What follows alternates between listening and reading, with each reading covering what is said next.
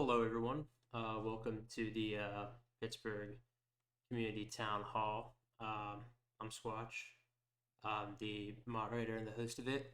We'll be running this from about 5 to 8, looking at the document I have here with the agenda. Um, we'll go through, introduce everyone, and then go through the panel. There's a quick presentation by one of our panel members, and then also go through the goals, and then answer questions people have submitted. And then if we have any resolutions at the end, we will go through those. But yeah, we'll wait to get started until 5 o'clock, and I'm going to get the rest of the group into here. Alrighty, we're live. Sick.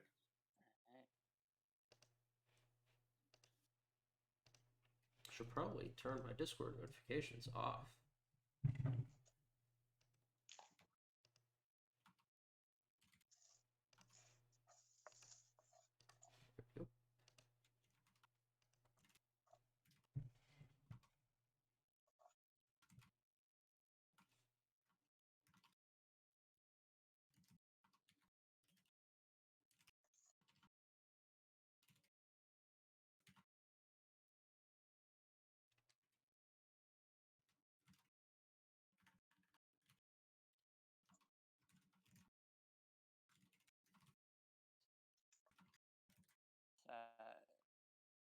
So Nick, are you doing chat monitoring as well? I have 3 people set up to monitor the chat and help direct questions to us. Okay, so I don't need to pull up the stream or anything. I can just have my document and presentation up. Yeah, and I have your presentation up over here. Okay. Yep, so Perfect.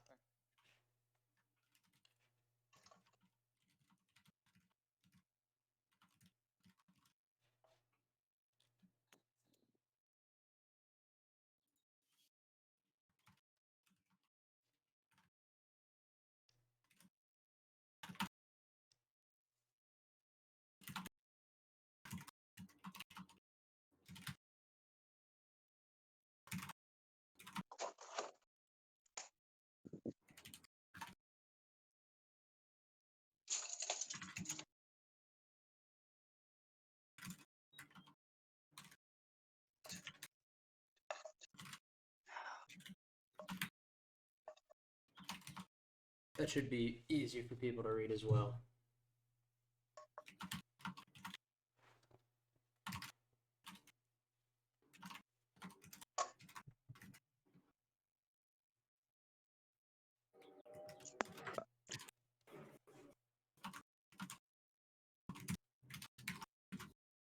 All right, I will be right back. I'm just going to use the bathroom real quick.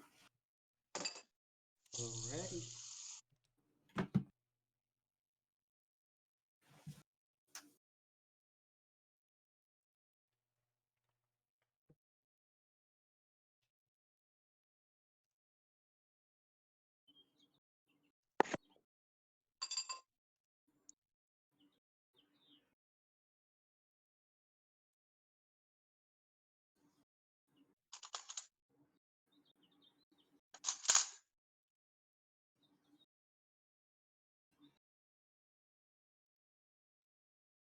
So Nick, I just realized there's a little bit of a typo on the slide for more rules.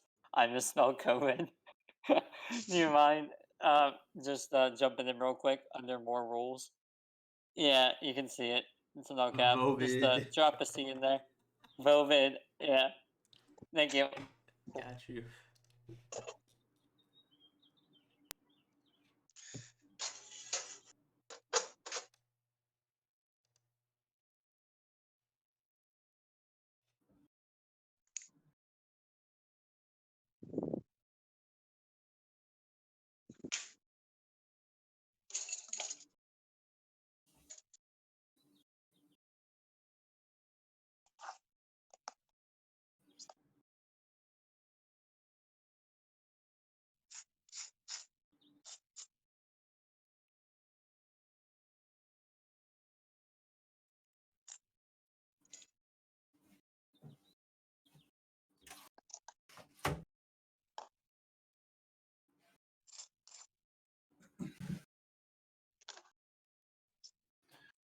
right, I'm back. I'm back. I'm dead. How does my mic sound, by the way? I got my new computer up and running today, so It I sounds had to good. shift You things. sound crystal to me, yeah. Perfect, thank you. How do I sound? I've been switching between like I have a really good quality headset where the sound is much better, but the mic is awful. But the sound quality on this is not as good. But I have a much better mic, so I'm hoping that it sounds all right. Yeah, I think the one you're on right now is fine. I noticed on occasion I think you'd cut out a little bit earlier, but not too bad. But I think this one is pretty good. Yeah. All right.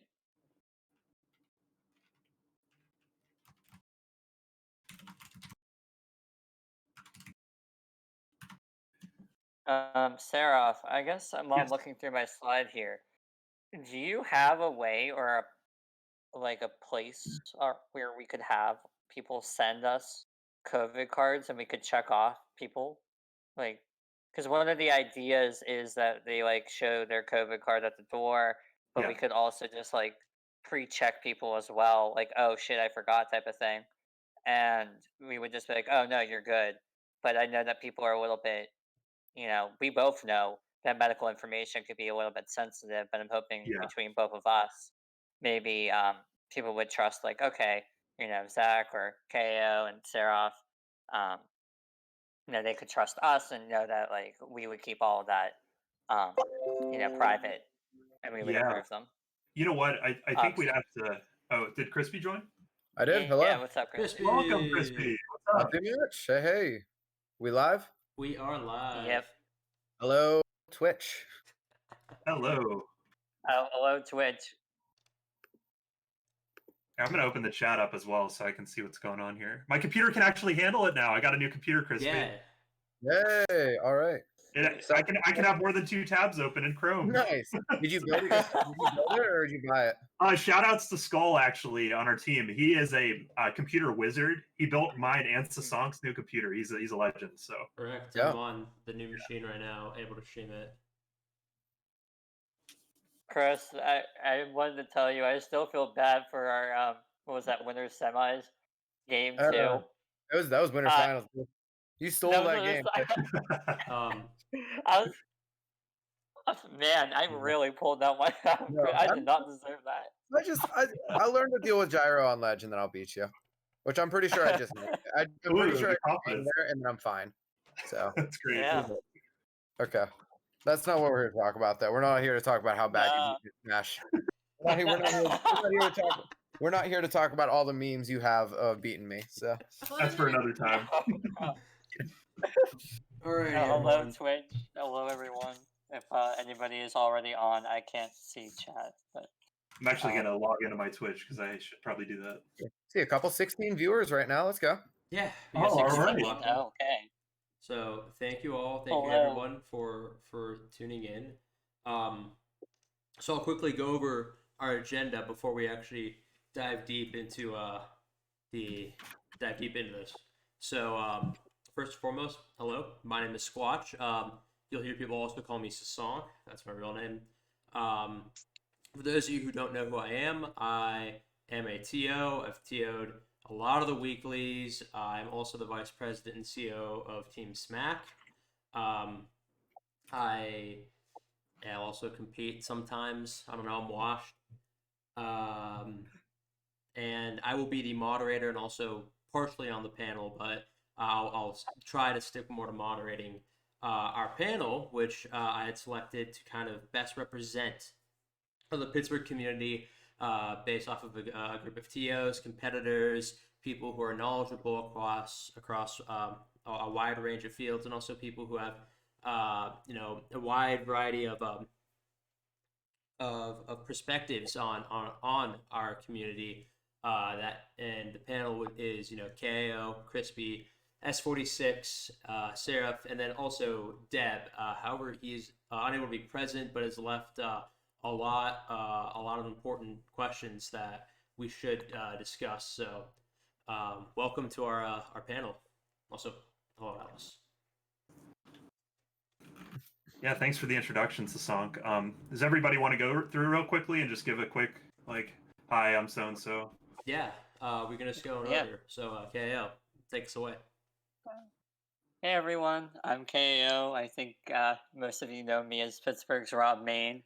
But for those who don't know, I'm a Doctor of Occupational Therapy student at the Pittsburgh School of Medicine. And happy to be here and give a little bit of a healthcare perspective on how to come back as safe as possible. Alrighty, Crispy. Yeah, thanks, KO. I'm Crispy, or I mean, literally Crispy. I'm a music teacher in the Pittsburgh area, and you probably know me a little better as player of Zelda, and of course as a commentator and TO around the region. I started the Smash the Bug event over quarantine, and of course, being a teacher, I think I bring a pretty valuable perspective as to what we need to do to make sure our events are safe as we come back. Alrighty, thank you, Crispy. S46. Hello, I am Server46, S46, Akashi S46, pick one. I play Pokemon Trainer. I am probably here mostly because more of a competitive type of view, and I do help TL, not really like as a main TL, but I want to make sure we can get back as quick as possible, but as safe as possible too. Alrighty, thank you. And Seraph. Yeah, thank you. So my name is Seraph. You can call me Tim as well. Either one works. I'm basically I have founded Team SMAK, and if you are in the Pittsburgh area, you'd know that we offer a tournament series. It was in person before COVID. Now we're hosting the current Pittsburgh Online Weekly. Our team has grown a lot since last year. I'm the founder and the current leader, president, CEO of the organization. We have a lot of plans, so I'm here sort of representing Team SMAK. Sort of make sure that we're on track to do everything that the community sees fit to make sure we have a safe and healthy and welcoming environment to return to here, hopefully sooner than later. So happy to be here representing Team SMAK. Tim also forgot to add that Team Smack also is one of the primary streamers of our region, so we also bring Indeed, yes. that perspective. Absolutely. And then Deb, unable to be here. I think we all can say Deb is just a great person and an amazing guy. Very, very entwined with the community as he's one of the moderators for our Discord, and also brings a competitive aspect like S46. Absolutely. But yeah, so to start this off, we're actually going to go over a quick presentation by KO about COVID virus, what we should and should not do, just a quick lowdown. So, here we go. Okay. That is, nope. All right. Give me 1 second. It is. No, you're fine.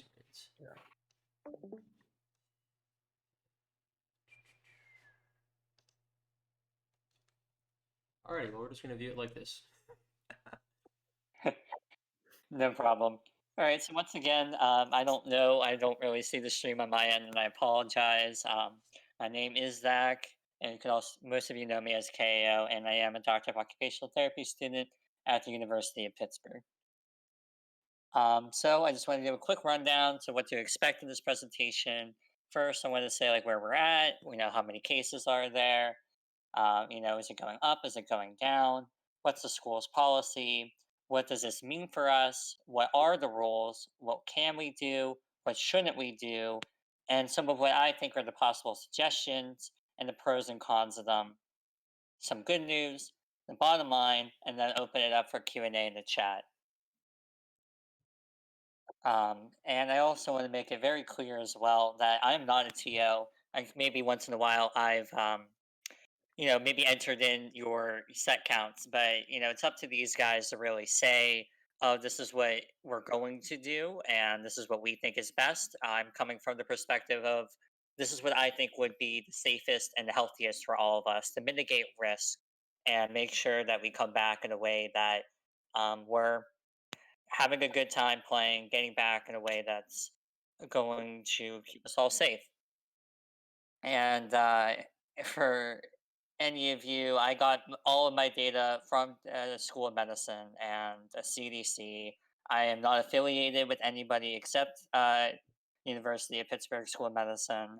However, I want to make sure that I'm coming from this with concern and safety for all of you.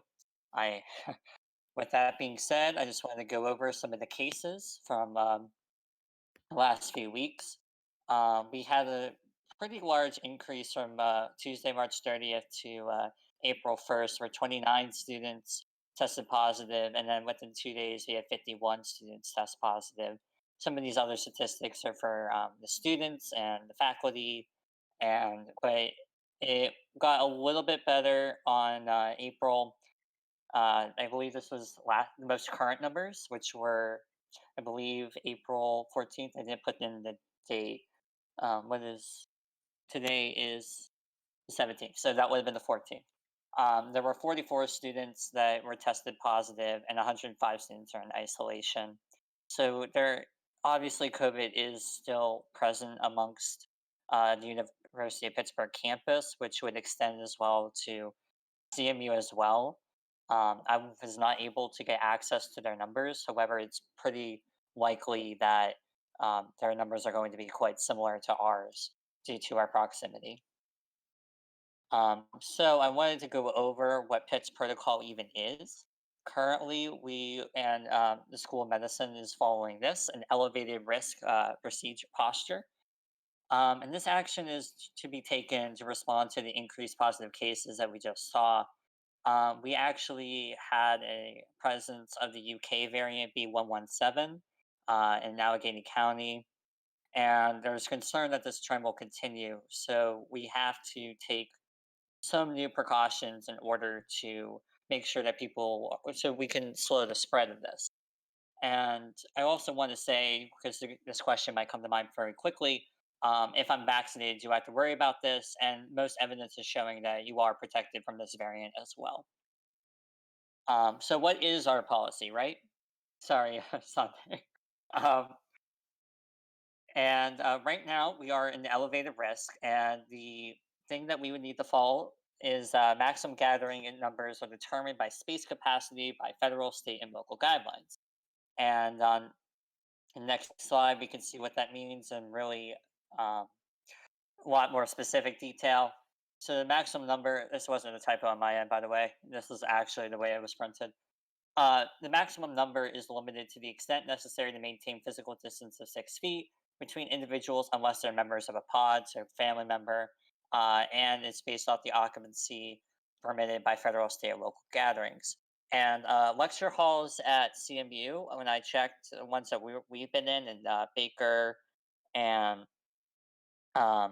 Ween Hall, yeah. Ween Hall, thank you. Those are occupancies of 75. Maximum people are in there at the time, 75 to 80. And we're really only allowed to have, at this current time, 20 to 30 people in that room. And that's only to maintain 6 feet. So once we get to the suggestions, I have some ideas there on how we can make that work. Although it's very obvious on the next slide, sorry, Sonic, we aren't students, but we are on their campus, so we would have to follow their procedures. Lecture halls vary in size, but for example, a 60 occupancy room, we would only allow to have 20 people. That is based off of what we do at my school, where we have a lecture of 60 people. We are only allowed to have 20 people in a room at a time. And we need to follow some strict rules.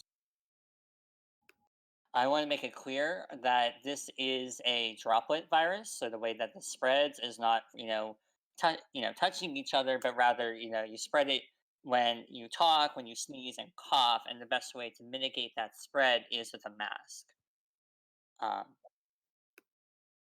So what are the rules? We can see the face shield and mask. Most of us would be wearing a mask. We wipe down everything, and we use hand sanitizer before we go into the room and after we're done in the room. Anything that we touch, we wipe down.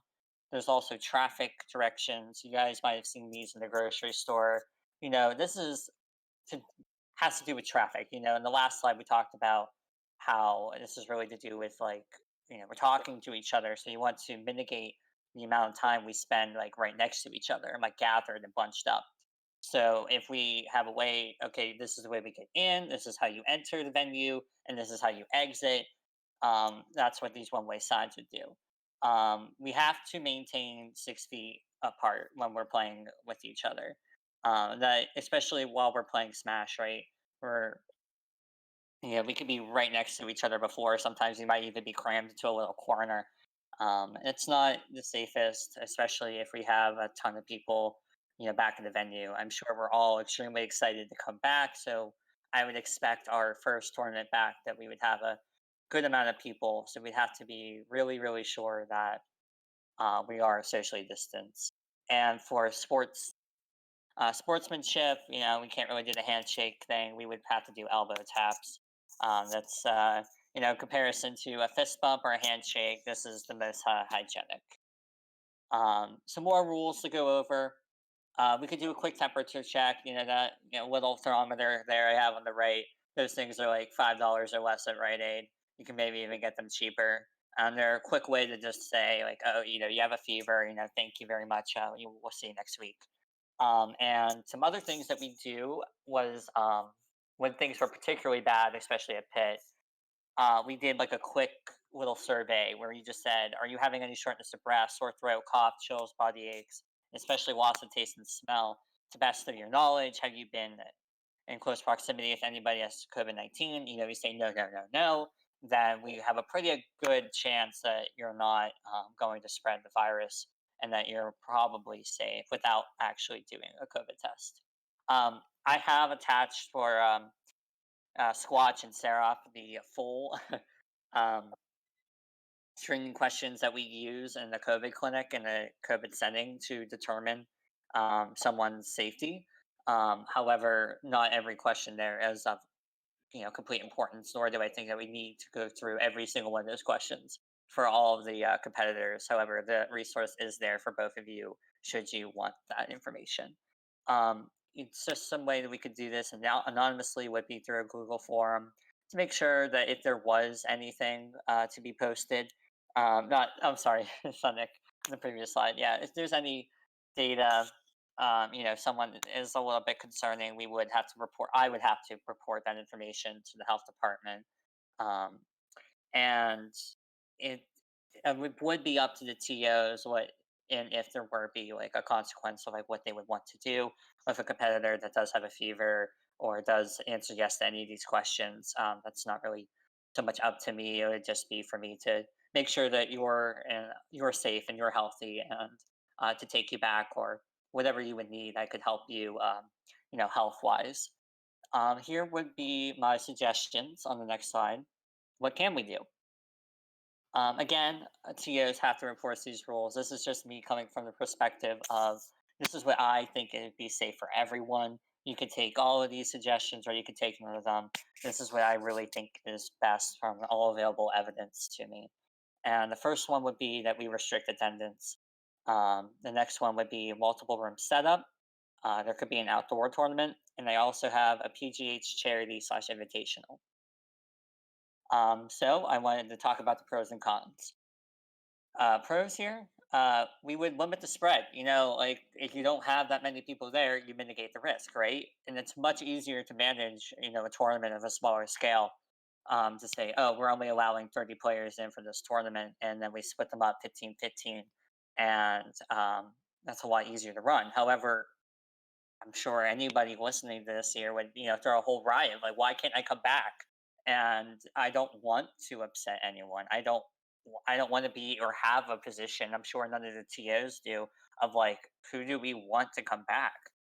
That's not fair. Is it first come first serve? Is it wait, something ridiculous like seating? Like that's not fair. So I think restrictions are quite extreme. I think you have questions like who do you instruct and why. That's not really right. Even if it is the easiest to control, I think there are other ways, in my personal opinion, to do this. The next slide is what we do at Pitt, which is a multiple room setup. And this also limits the spread. You only have like 15 people in this room, and you can easily manage like people being 6 feet apart. More people can attend this way. However, I'm sure as I'm talking, these TOs are just like dreading needing to set up and reserve multiple rooms. and like how do you get the streaming equipment like running to every room? How do you like report back like games and stuff? Smash GG is pretty alright with that, but um, I imagine this would be the most stressful to set up and run well. You guys would have to reserve multiple rooms. You would have to space out multiple rooms. However, this is what we do at Pitt, where the professor is actually in a room completely separate from all of us, and we're spread out across 3 lecture halls. And the professor teaches on a screen, and we switch rooms every 30 minutes or so we can also mitigate the spread that way. My next suggestion on the next slide is actually courtesy of Timco AF. Home cooked. This was an event that is a personal favorite of mine, where you are outside and it is at a pavilion. I would have to contact Timco for where that is. Any of the panelists that actually are familiar with this event and do know where that's at, or if anybody is in chat right now and knows where this is at, please put that in and correct me.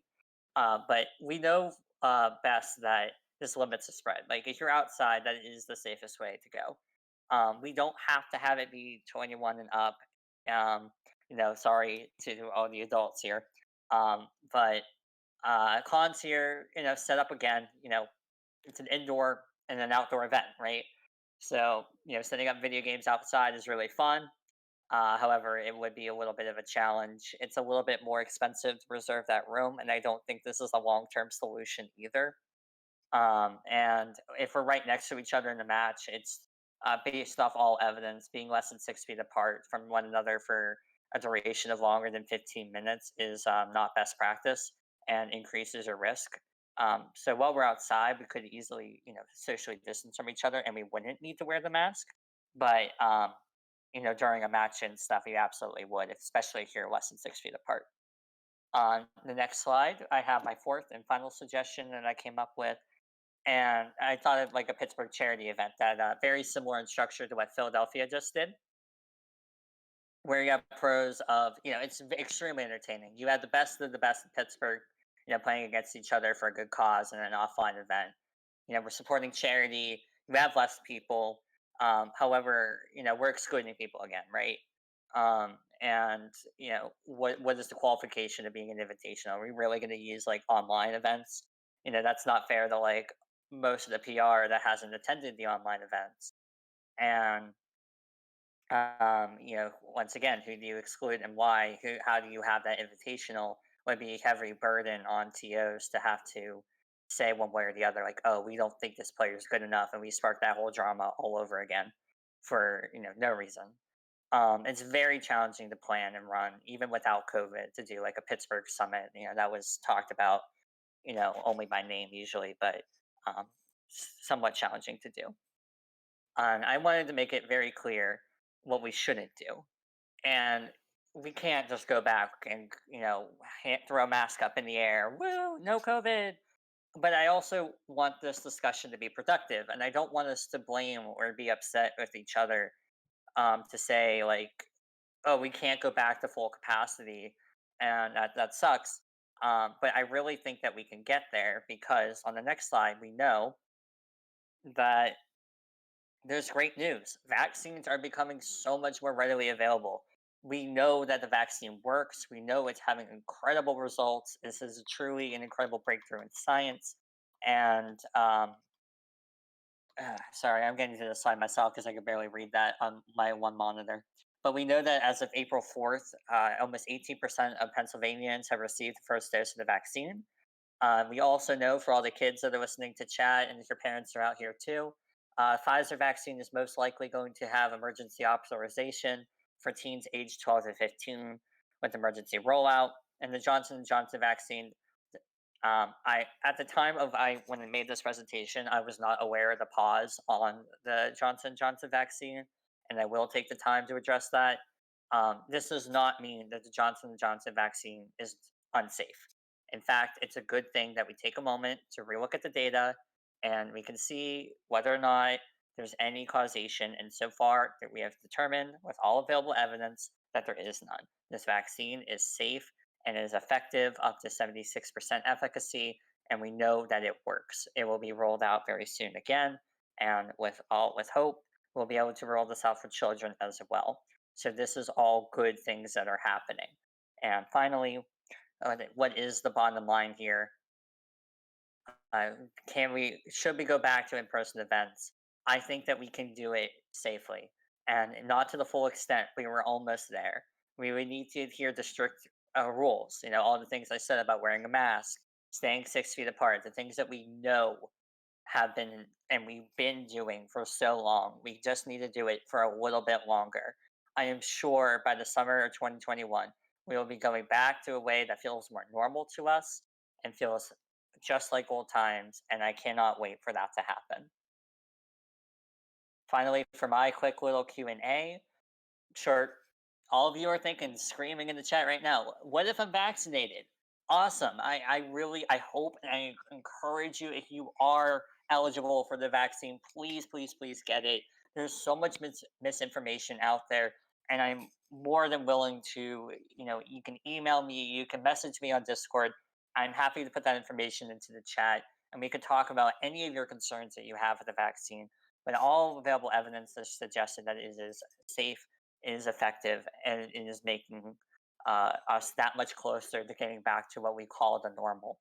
And prior to this discussion, Seraph and I are fairly involved in health or our healthcare respectively. We're in different areas of it, but we're very aware of HIPAA, and we believe that both of us can set up a base for any player to use that you could provide, if you feel comfortable, I should say, to send us your COVID card, and we could confirm that you're tagged and you're pre-checked, you have the vaccine, and we can, from there the TOs can say like how they want to like manage that. But proof of having the vaccine would be an amazing step to like getting us that much closer to holding an in-person event as safe as possible. And so you might be wondering, like, okay, if we follow everything, what's the problem? All the ways that I suggested is to minimize the risk. There's no guarantee. And along those lines, isn't this a bit much? I form this as strictly as possible. I really think that as vaccines become more available, and I know there are a lot of younger players in the scene, once you guys are vaccinated as well, we really can get back to a normal. And I cannot wait for that day to come. With all that being said, I am more than happy to answer any questions in the chat right now if there are any, or if Squatch wants to cut me off. Panelists, anything that I said here that I'm open for it. No, I'm ready. Well, I'll open it up to our panel first. We don't have any questions in chat yet, but any of the guys on the panel, if you have any questions, please feel free.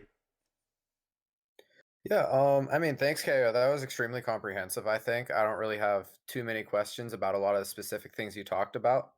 I did want to comment, and I made a comment in the chat that there are currently in-person invitationals being hosted around Pittsburgh. Mr. Y right now is streaming his event at actually as we speak. Wow. So as it is, his event isn't necessarily following these precautions. Like I mean, you looking at the stream right now, like we have our players not wearing masks, sitting fairly close to each other. But at the same time, I think there is a difference between events that are being publicly hosted and invitational style events, where no matter what we want to say, we can't really I don't know if we can hold a lot of jurisdiction over these private events. Mm-hmm. And I agree with what Crispy is saying about jurisdiction over private events. Given that like Mr. Wise is hosting his own tournament, it's up to him as an individual, as a TO there, Right. to and provide any rules. But as a community, we should determine what our baseline is. And we have a question from the chat is asking are vaccinated only tournaments more feasible? Is that something we should be thinking about the feasibility of? I think that actually is a good segue into kind of the goals I had written down. So some of the very very rudimentary goals I have for this town hall is first, a very primitive plan for when we can start hosting these small socially distanced tournaments, which KAO said might be a good way to go. Then also discussing, who are vetted TOs that to run these tournaments, and then if we can possibly create a training program for TOs so that as we continue opening things up more, we can have more TOs run safely, and then an early discussion on the safety of community member events. Based off of the recent events that have happened in the larger Smash Bros. Community, that's something we should at least touch upon, but that will be hosting, at least someone else, if not myself, will be hosting another town hall on that, since that is a very heavy and an entire new discussion by itself. I don't want to take away from that, since that is an extremely valid thing we should discuss. So, without further ado, let's head right into the questions. People have pre-asked questions beforehand. There's been a question form open for multiple weeks now. And also in the chat, don't worry about Nightbot. He's just chilling. So initially, the very beginning are questions asked by Deb to the panel. Do we want to address his questions first or the community's questions first? I think we can touch on. I mean, I think there's two ways we can go with this. We can either address these questions first, or we could try to touch on those earlier ones first before we get to this. But let's do Deb's questions first, since he can't be here. I agree. And Okay. I was sort of preliminary looking through a lot of these, some of these questions, not a lot of them, but some of them overlap a little bit. So when we get to those, if we've already talked about it, we can sort of maybe restate or summarize something. You'll sort of see that as you go down the list. So I've highlighted, I can take a lot of the SMAK questions, and then certainly if anybody else on the panel wants to, add to that, please do. If that sounds good. I just wanted to say real quick as I'm looking through the chat now that my presentation's closed. I wanted to address one player who was concerned about HIPAA and just wanted to reiterate again. I can't speak for Tim, but I know for myself, I have to take HIPAA recertification courses every single term. I have, yeah, I really, you need that paperwork. I'm happy to show my certifications. I can promise you that um, as a healthcare professional trainee, I do take your medical information very seriously, very sensitively. And if you were to provide that information, it would be completely as confidential as possible. I want that very clear to everyone here that should you provide any information to me or to Seraph, that would be completely confidential. Yeah, I would add to that as well, that I work in clinical research through the health system that I work for. It's extremely, that is the paramount extreme goal up there with keeping the patient safe, is making sure that their health information is safe. There's a lot of strict laws in place, which that's a good thing that there are. So yeah, between us, we'll make sure, and we'll review the law and make sure that we're abiding by that. If we were to even institute anything like that, we'll make sure first that your health information is protected and that everything is following the law.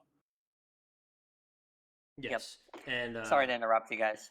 No, it's all good. This is no good problem. Discussion. But for Date's question in chat, for those who either did not read it or did not see it, I'll be posting this exact document with all of the responses, everything that we've discussed, and all the notes I'm taking on it in the Pittsburgh Smash Discord. It'll be read only, so that'll be after this event. It'll be there, as well as a full VOD of this will be on my on this channel after, so it'll be here permanently. But without further ado, let's begin with these questions that Deb has.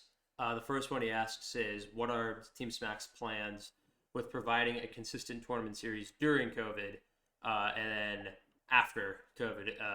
If right now, what do we foresee ourselves doing at Team SMAK? Certainly. Yeah, go ahead and take this one, Tim. Yeah, absolutely.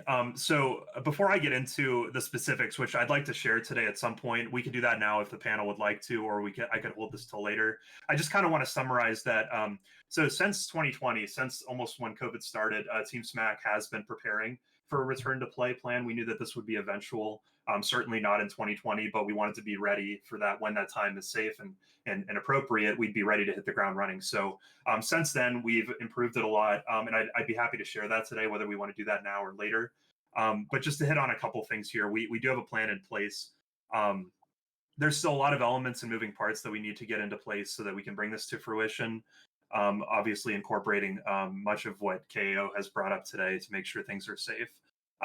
But the biggest thing, and we've talked to Deb already, he's been added to the team to help us as a community representative, just to make sure that we're not just acting independently. We want to make sure that we're listening to the community and that the events we host are in line with what our entrants and attendees want to do as well. So basically, as we discussed and Deb brought up as well, we don't want to commit to hosting a tournament series again until we're absolutely confident that that series will be recurrent, high quality, and professional. So what that means, we don't want to just bring up an event that's going to occur one time and then all of a sudden it disappears for one reason or another. That's not a safe or healthy health issue. So we want to make sure that everything is in line, ready to go before we try to launch a series, and just to make sure that it will be a reliable, weekly tournament series. So the first agenda, of course, trying to find a venue. So we do have a plan for that in place that I can share.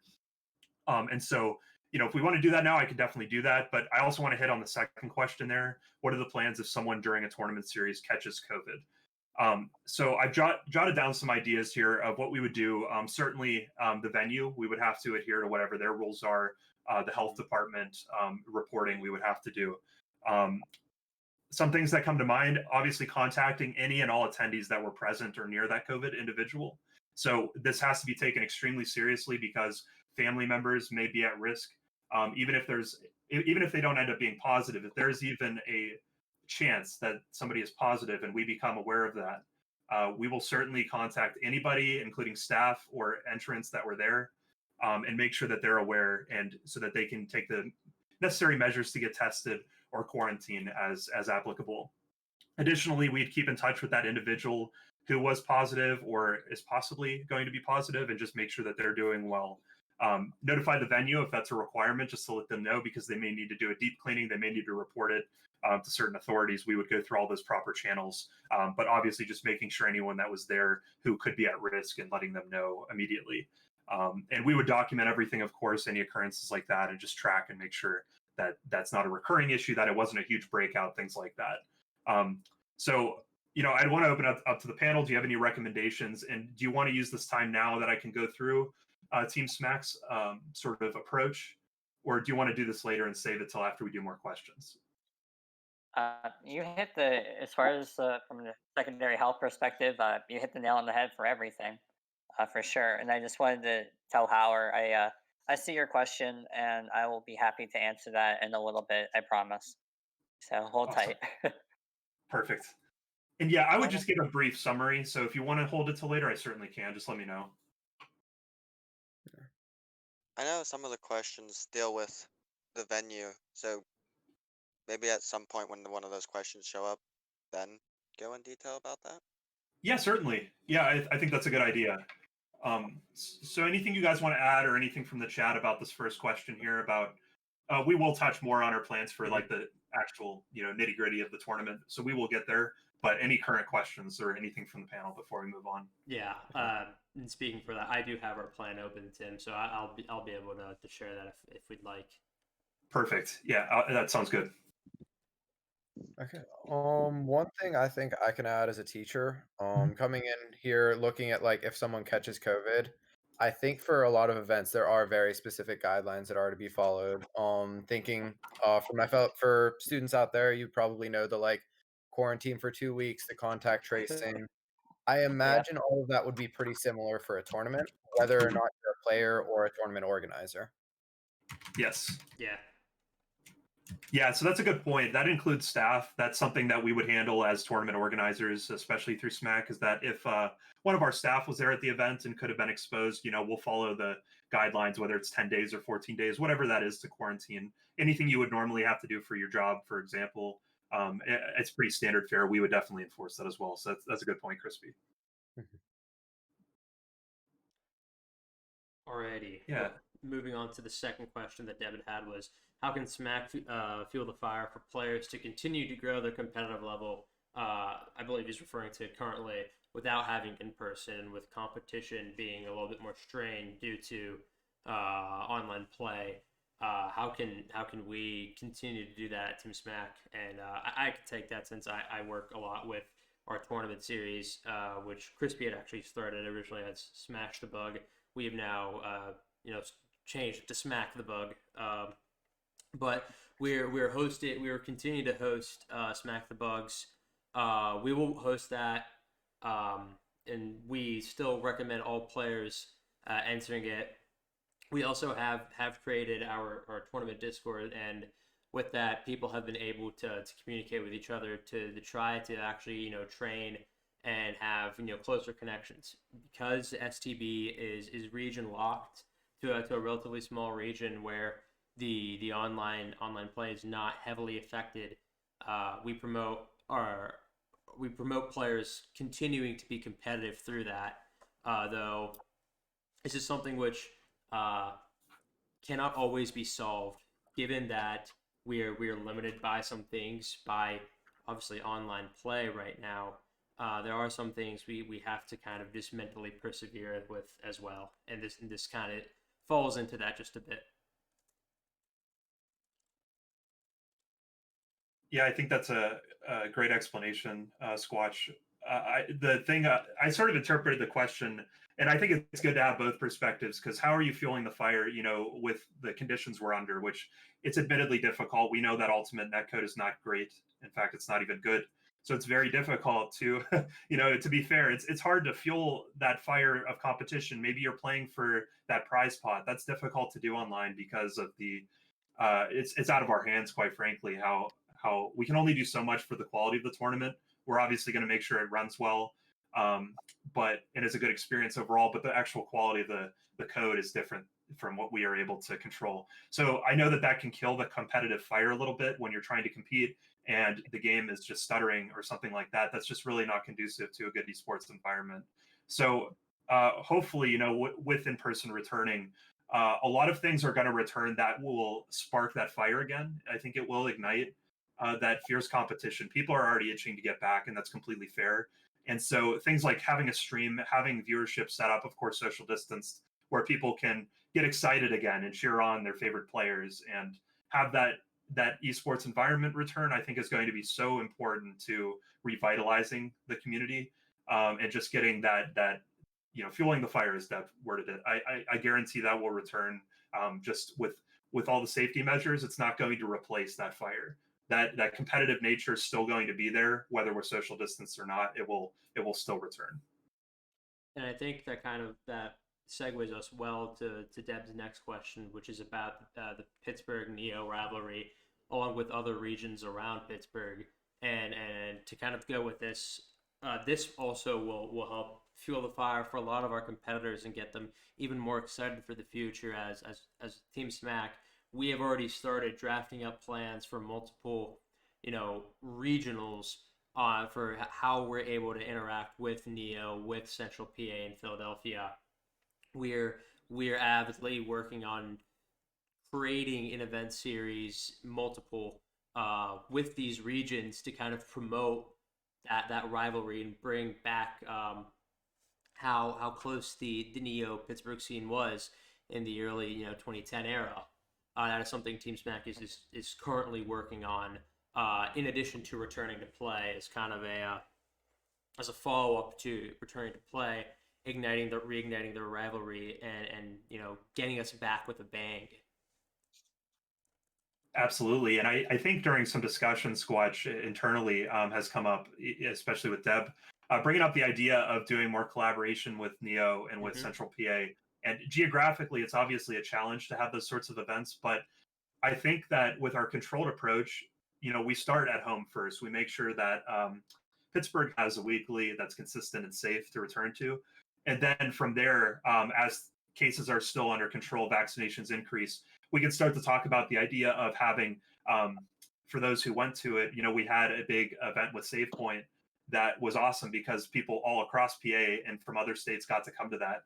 Now, as far as COVID's concerned, because we have to consider that, interstate traveling and out of state traveling are two issues that have come up a lot with different businesses. People who travel a lot for their job and coming into the state, there's always that possibility that from a state that has a large number of cases, if you have more people coming to that area and spreading things, from being on the plane or being from that out of state. And I'd like to hear, KAO and the rest of the panel's thoughts on that. Is that maybe we wouldn't want to encourage necessarily having out of state competitors until we know that that transmission is going to be under control. What do you guys think about that? Yeah, that's iffy, right? I mean, as we said, like the public versus a private event, right? When you're in a private event, excuse me. When you have a private event, it's you know who's coming, and they can all tell you, oh, I don't have COVID, or I tested negative, or whatever. I've gone to a few like very small gatherings offline myself, over the last year. But if we have to fly people in, or drive across state, I think it's a little more challenging. But I think along the lines of as people become more vaccinated, um, I think that will be something definitely in the future. I don't think that it's completely off the table, ever, right? But it is something that is in the near future, but maybe not as close. Well, I have the the mic again, so to speak. I do want to make sure and not leave Howard hanging here. Um, you know, I don't want. I become nervous whenever you have to say like this is a only these people event, and because you don't want to exclude people, yet at the same time you're doing it for a good cause. Um, I think it's ultimately up to the TOs. From all available evidence, I'm going to be saying that a lot. We know that um, herd immunity and vaccines. If like I mean, the last time I looked, it was like if 80% or 75 to 80% of people have got the vaccine, then you don't really need to worry that much. So in the event of like um, 40 people, if we have 30 to 35 people who are vaccinated, then you're pretty good, and you wouldn't have to worry so much if you have 5 people who aren't vaccinated. I say as much. Yeah, it would ultimately be up to the TOs to say if they wanted to do a only vaccinated event versus a like. I wouldn't personally. I would say, and I think I would feel more comfortable if we did a vaccinated only event. But I can totally see if the TOs are just like, no, we don't want to do that just yet. I hope that answered your question and addressed your concerns. And for the rest of the panel, about I hope I answered your question about what I thought my thoughts on regionals. Yeah, so on the note, and of course, Squatch, if this is okay, because when I was looking through the questions ahead of time, I didn't see anything specifically related to should vaccines be required, but I know that that's been a talking point in Pittsburgh. So is it okay if we sort of get into that just a little bit here? Yes, I think so. I'm right now filling out some of the SMAK related questions, but I do believe you guys wanted to start discussing the vaccine only tournaments versus open tournaments. Go right ahead. I want to hear you guys' opinions on that. Sure. So Crispy or Kevin, do either of you guys want to sort of offer anything first for this discussion, or what are your thoughts, opinions on vaccine mandate? On our last discussion point, or moving forward? Yeah, currently on the topic of like, should vaccinations be mandated or not? Like, what is your thoughts here? What anything that you'd like to offer as far as that discussion? So, I mean, I think I'll agree with KO. If we want to be the safest possible, if we want to be the most confident that our events are safe, then vaccines are the way to go. I think another point would be that if we are thinking that we need to have limited events anyway, that could be a way to create that limitation. And it's kind of artificial, but say, hey, if you have a vaccine, then you're going to be like our trial run. You're going to be the people that we can start to involve first. yeah. I have other ideas for limited attendance. I think there's probably a better time that we can start to bring that up, but those are my thoughts on that, at least. Yeah, thank you. S46. Oh, that's a Kevin? good question. Yeah, go ahead. Sorry, I just saw in the chat real quick. Are we Please. just to clarify for the panel? Are we talking about a second dose or a first dose? Okay. So like because this is all brand new, I wish, and Tim and I both know very well. Science is, you really cannot say like this is the answer, right? As much as we want to. Right. I would say like second dose is better, but Yeah. first dose and you're surrounded by a bunch of people who have second dose. If you have the first dose, I really think you're going to be okay. There's like a 55-60% efficacy based off of most trials of like 40 to 45,000 people. I would say from my perspective, I think getting at least the first dose, you are going to be more than likely okay. I would say they're fine to compete, in my opinion. Tim, you're welcome to disagree or Crispy or anybody on this panel. Yeah, Yes. I've seen it run the gauntlet. So I've seen events that say you need your first shot, you need your second shot, you need your second shot plus 2 weeks to make sure that everything's good. But I think that's something that I think maybe could be discussed in a little more nuance, but it's probably hard for us to just theorize at this point. And Agoraphobic's right here too about the safest, and I want to make it clear to the chat as well. The safest is if you have 2 weeks plus after your second dose. That would be the absolute safest. I will not say, oh yeah, no, you got your first dose. Yeah, you're completely fine. Everyone, come on in. But the second dose absolutely would be all available evidence says that would be the absolute safest, which is our number one priority. Yeah, so could I toss in real quick on this one? Yeah, absolutely.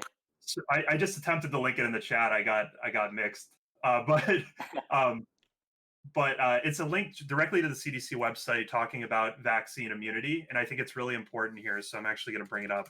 I believe the technical current understanding, and as KO mentioned, this is still under emergency use. They're still looking at data. It's still coming in, so things could change as our understanding and science changes all the time.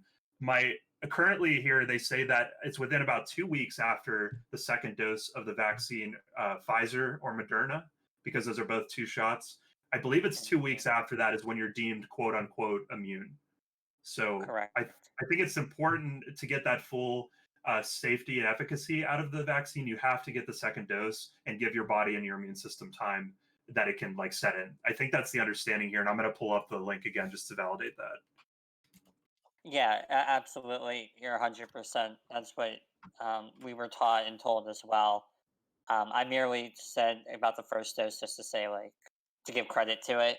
If a couple, although as we're talking here, I think if the absolute safest way to go back would be second dose plus 2 weeks. And I can give a quick perspective about what some very, very important companies are doing. For example, the company I work for, we're given quick access to get back to work because of the line of work that we're in. And still, whenever we have anybody travel, even if it's within larger states like Pennsylvania, we require 2 weeks quarantine between travel. And then even if you're vaccinated, 2 weeks quarantine for the fact that you can still spread it, even though you will not catch it because of your immunity. That is what still companies are doing, is that we are still having people quarantined. I myself had to quarantine. So we have to, if that is the recommendation, and I personally don't believe we should be going against a recommendation that corporations and companies who probably know a thing or two because they have a lot of people working for them, we should trust their judgment in things like that as well. Yeah, and if it's okay, I want to bring up what Acrophobic just said. Is that what we were going to do too? Yeah. Okay. Yeah. So. Yeah. Yep. Yeah. So basically, this came to mind, and I worry sometimes when I read this, is that people think that as soon as you get that dose, you're good to go. You can throw that mask off, not social distance, blah blah blah. Mm-hmm. The thing to keep in mind, these COVID vaccines are amazing. They're scientific, pinnacles of achievement. However, they're still new. You have to keep that in mind. Data is still coming in. You can't drop your guard for a second with something that has killed this many and is this dangerous. Even if you are a quote unquote healthy individual, you don't know, and it's still not well understood yet what COVID can do to you. You just have to be careful, even though it is promising, can protect you. There's still stuff that remains to be seen, and you just have to be careful. And that's certainly something we would enforce: is you still have to wear your mask and social distance, even if you have 2 doses. Correct. Yeah, and I should have put that in my own presentation as well. I guess I should know better for next time. Learn. No problem. Reiterate as well that once you are vaccinated, you absolutely should still keep wearing your mask. It is not, like Seraph said, just toss off your mask. We're all safe. The CDC and, has making given sure that- the CDC has given guidelines for people who have been vaccinated what you should do. As someone who's vaccinated and have looked at the guidelines, it's the exact same as before. Mhm. Just follow the guidelines. You still need to social distance and wear a mask. It is still extremely important. Exactly. Mhm. So with that Right. comes now the final concluding question. What do we think as a panel, as a group? Do we think it's okay if a TO determines that they want to hold a vaccine only tournament for whatever reason? Do we think that is allowed? And do we what do we think? Yeah. So I whoever wants to go first, go ahead, KO. Personally, I think if you do, second dose plus 2 weeks, and we follow all the protocol, we wipe down our controllers in between sets. It's very, we adhere to strict rules. I think we would be completely okay, or as safe as possible, I guess is the right way of phrasing it. And Sarah, if you're welcome to take the mic Oh, from sure. that one. Yeah, I just have a couple things just I want to add, and I want to preface it by saying that the most important thing to me is that we take this thing seriously and we're careful and always abide on the side of caution. Now, with that being said, my personal thoughts on this is that I would rather encourage the vaccination rather than make it a mandate, at least at this time. And that is my personal Right. thoughts. But I am willing to hear the opposite side of this. I'm not by any means like saying this is how it's going to be. But my personal thought, and I have reasons, and I'd like to hear KO your thoughts. So the vaccine's still under an EUA, emergency use authorization. Data is still technically being collected. It doesn't mean it's not safe or effective or anything like that, but it's not technically approved yet by the FDA. There are still channels, but they're allowed to start. They're basically, to my knowledge, concurrently running some trials alongside allowing it to be open to the public, which is not usually something they do with novel drugs or vaccines. But this is an unprecedented circumstance, and it's been found to be very safe and effective.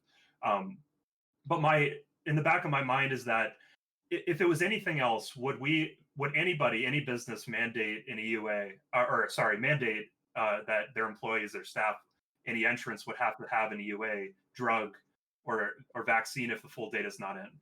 So that's one thing that sort of floats around in my head when considering this. So what do you think about that? I think when you see these major corporations that just have so much at stake when they don't have their productivity, right?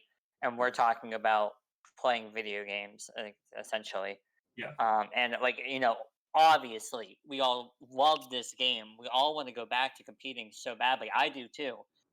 I'm a raw man online. I want to go back to competing too. But in seriousness, these companies have a lot at stake, and they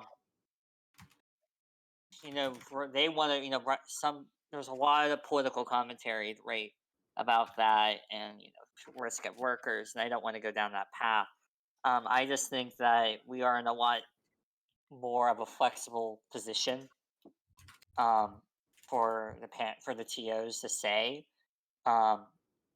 what they think between my personal opinion two, about emergency use authorization. It is unprecedented, and I think it just speaks volumes to the breakthrough of the vaccines, and the results that we're seeing are just incredibly promising, one after the other. Just how effective these vaccines are. And I want to reiterate again, you made an excellent point about encouraging people to go out and get the vaccine if you are able. Again, Tim or I would be happy to talk to anybody about any information that you may have heard, because ultimately we both have the same goal, right? We're trying to keep you guys safe. I Absolutely. hope that answered your question. It did, yeah. First and foremost, safety is key. But I also understand different circumstances. The vaccine availability in your area, eventually, maybe the cost, to get the vaccine is still, to be determined in the future. There's a lot of things still at play with this being so new.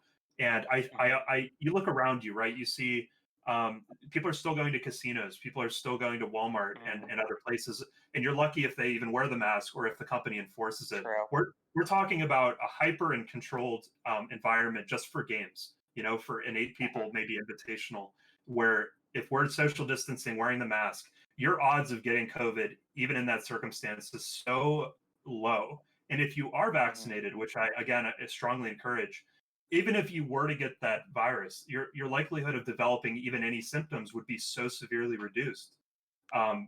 That's why I'm just I would rather start out at least saying, look, we encourage it, absolutely, and even have incentives. Maybe you get something off your venue fee for showing the card, like you go to, is it Krispy Kreme is doing incentives? If you show your card, you get a free donut.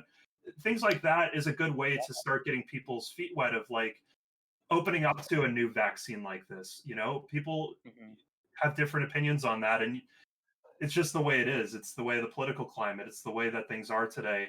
And if you're in public health, you have to be very careful, and you have to maintain people's trust in the vaccine for any of this to work. We have to get to a massive amount of vaccination. So I'm a little hesitant and worried if companies were to start laying down the hammer, saying you have to do this, that might actually have a reverse effect. And there are studies to show that could be an adverse tactic, so to speak, for public health professionals to start using that hammer down approach, iron fist approach. And so I would just ask TOs to sort of consider that moving forward, is all I'm saying. And I just see David again. I think you're talking about reactions to the vaccines. That's why I actually had the privilege of being able to work with the South Fayette Fire Department and Police Department in the administration and screening for the COVID vaccine early winter. And I can tell you that the understanding is for your risk of developing anaphylaxis has so far been so minimal. If that's your worry, on the contrary, if you're talking about encouraging people to get it, because some people can't develop the immunity from it. And in fact, I can share it to the chat here. My mom actually has an autoimmune condition where she has received the vaccine and she has not been able to develop antibodies. So it's for her protection too that I was vaccinated. And results, I think Sarah can also say, so far the transmission has been pretty promising that it's unlikely to spread the vaccine. It's like the last time I looked, it was like 80% chance that you or something like that you don't spread it. It's make higher that clear. now. It's the reason higher now? the reason I'm able to say that is I'm in the lucky position to being the son of someone who has worked in this field at the very highest level, working with the CDC and the FDA. My dad has done that for the past almost 20 years. So I'm in a lucky position to be able to have this information and some even more precise information. But exactly what KAO and Tim, Sarah have been saying, we're doing this in a very we're taking a very conceited effort to make sure everything is clean and make sure we're following all sorts of protocols to try to make it as close as possible to zero, even if it means we're at 0.0000001% possibility, we're still trying to minimize that.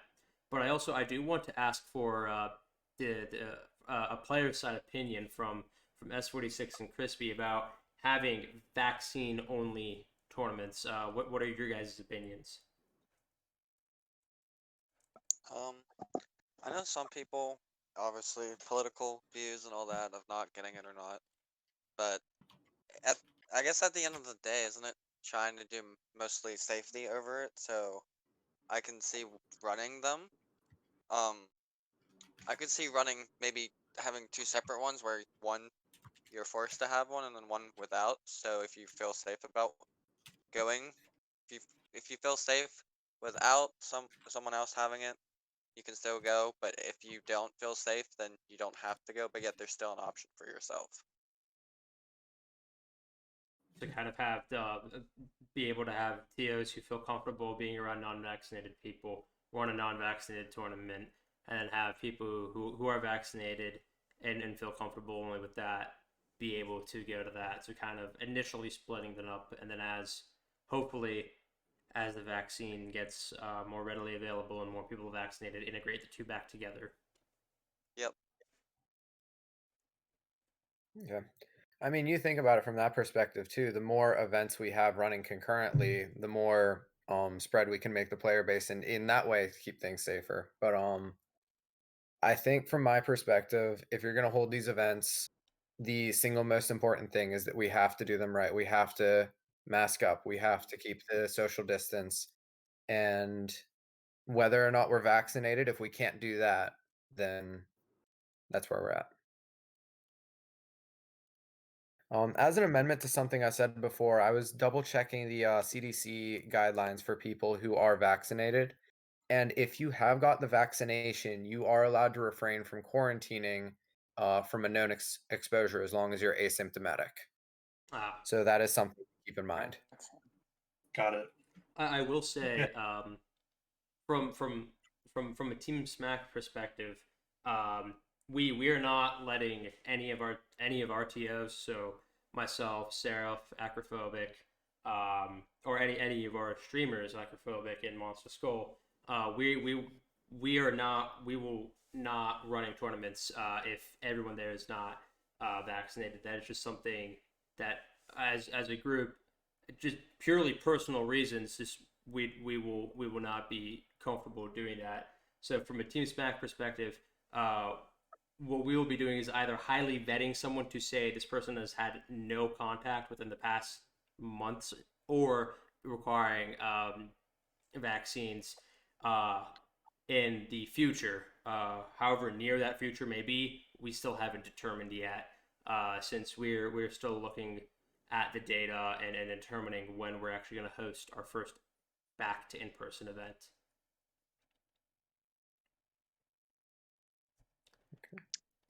Yeah, ultimately, whatever the community feels safe with, whatever our staff feels safe with, that's what we're going to have to ultimately go with. So we'll continue to look at the data and use that to influence all of our decisions. And I'd say with that, I mean, we can certainly revisit this if needed, but do you guys want to move to the next question? I think we're pretty comprehensive on vaccines. Let's move on. I like it. Perfect. So there are a lot of questions about location, about the scandals that have occurred, which, even though I believe they're extremely important, I want to hold that to a separate discussion because it's so important.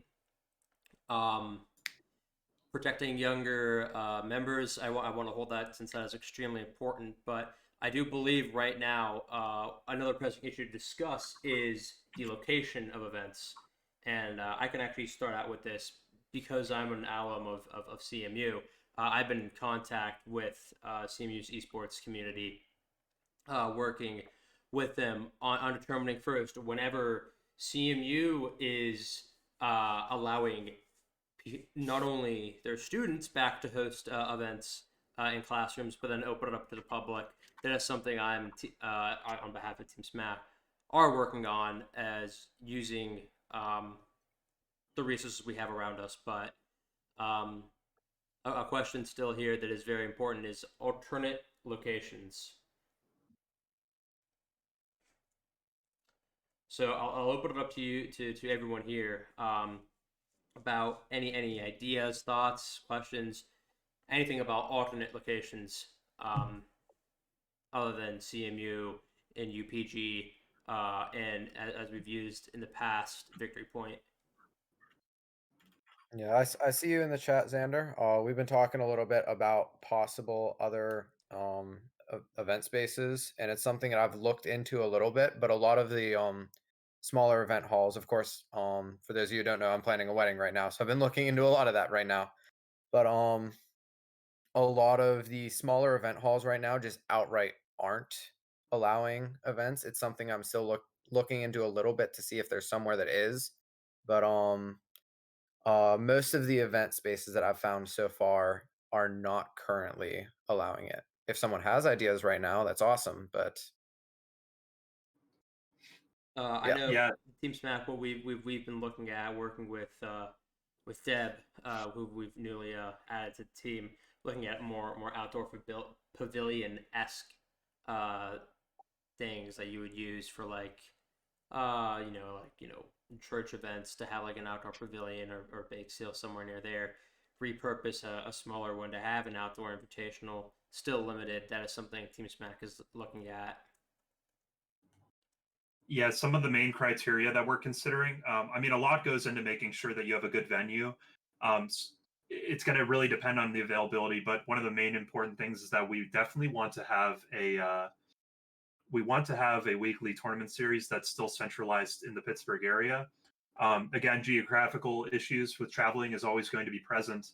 One thing that I was really happy with UPG being out of east of Pittsburgh was that it gave the suburb the opportunity to get to events without having to travel all the way. But what that did was that a lot of our Pittsburgh goers then had to drive a large distance. So it's never going to be truly ideal, but right now I think the goal is we want to get that weekly back up and running for Pittsburgh, so it's got to be centralized in the area.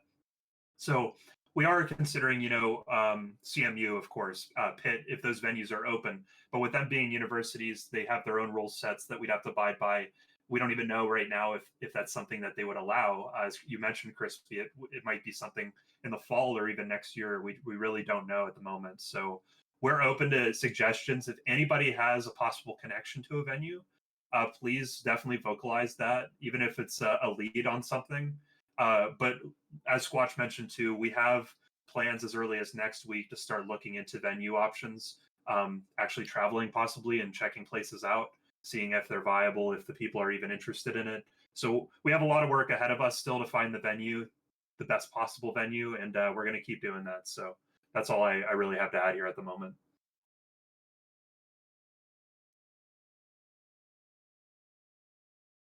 So then also this begs the question of what type of venues would people be willing to go to or are comfortable to go to. Some people would prefer the security that a university has because of on-campus security and safety, but this also begs the question of if people have large spaces and holding open tournaments at their residences or something, do we even allow that as a community?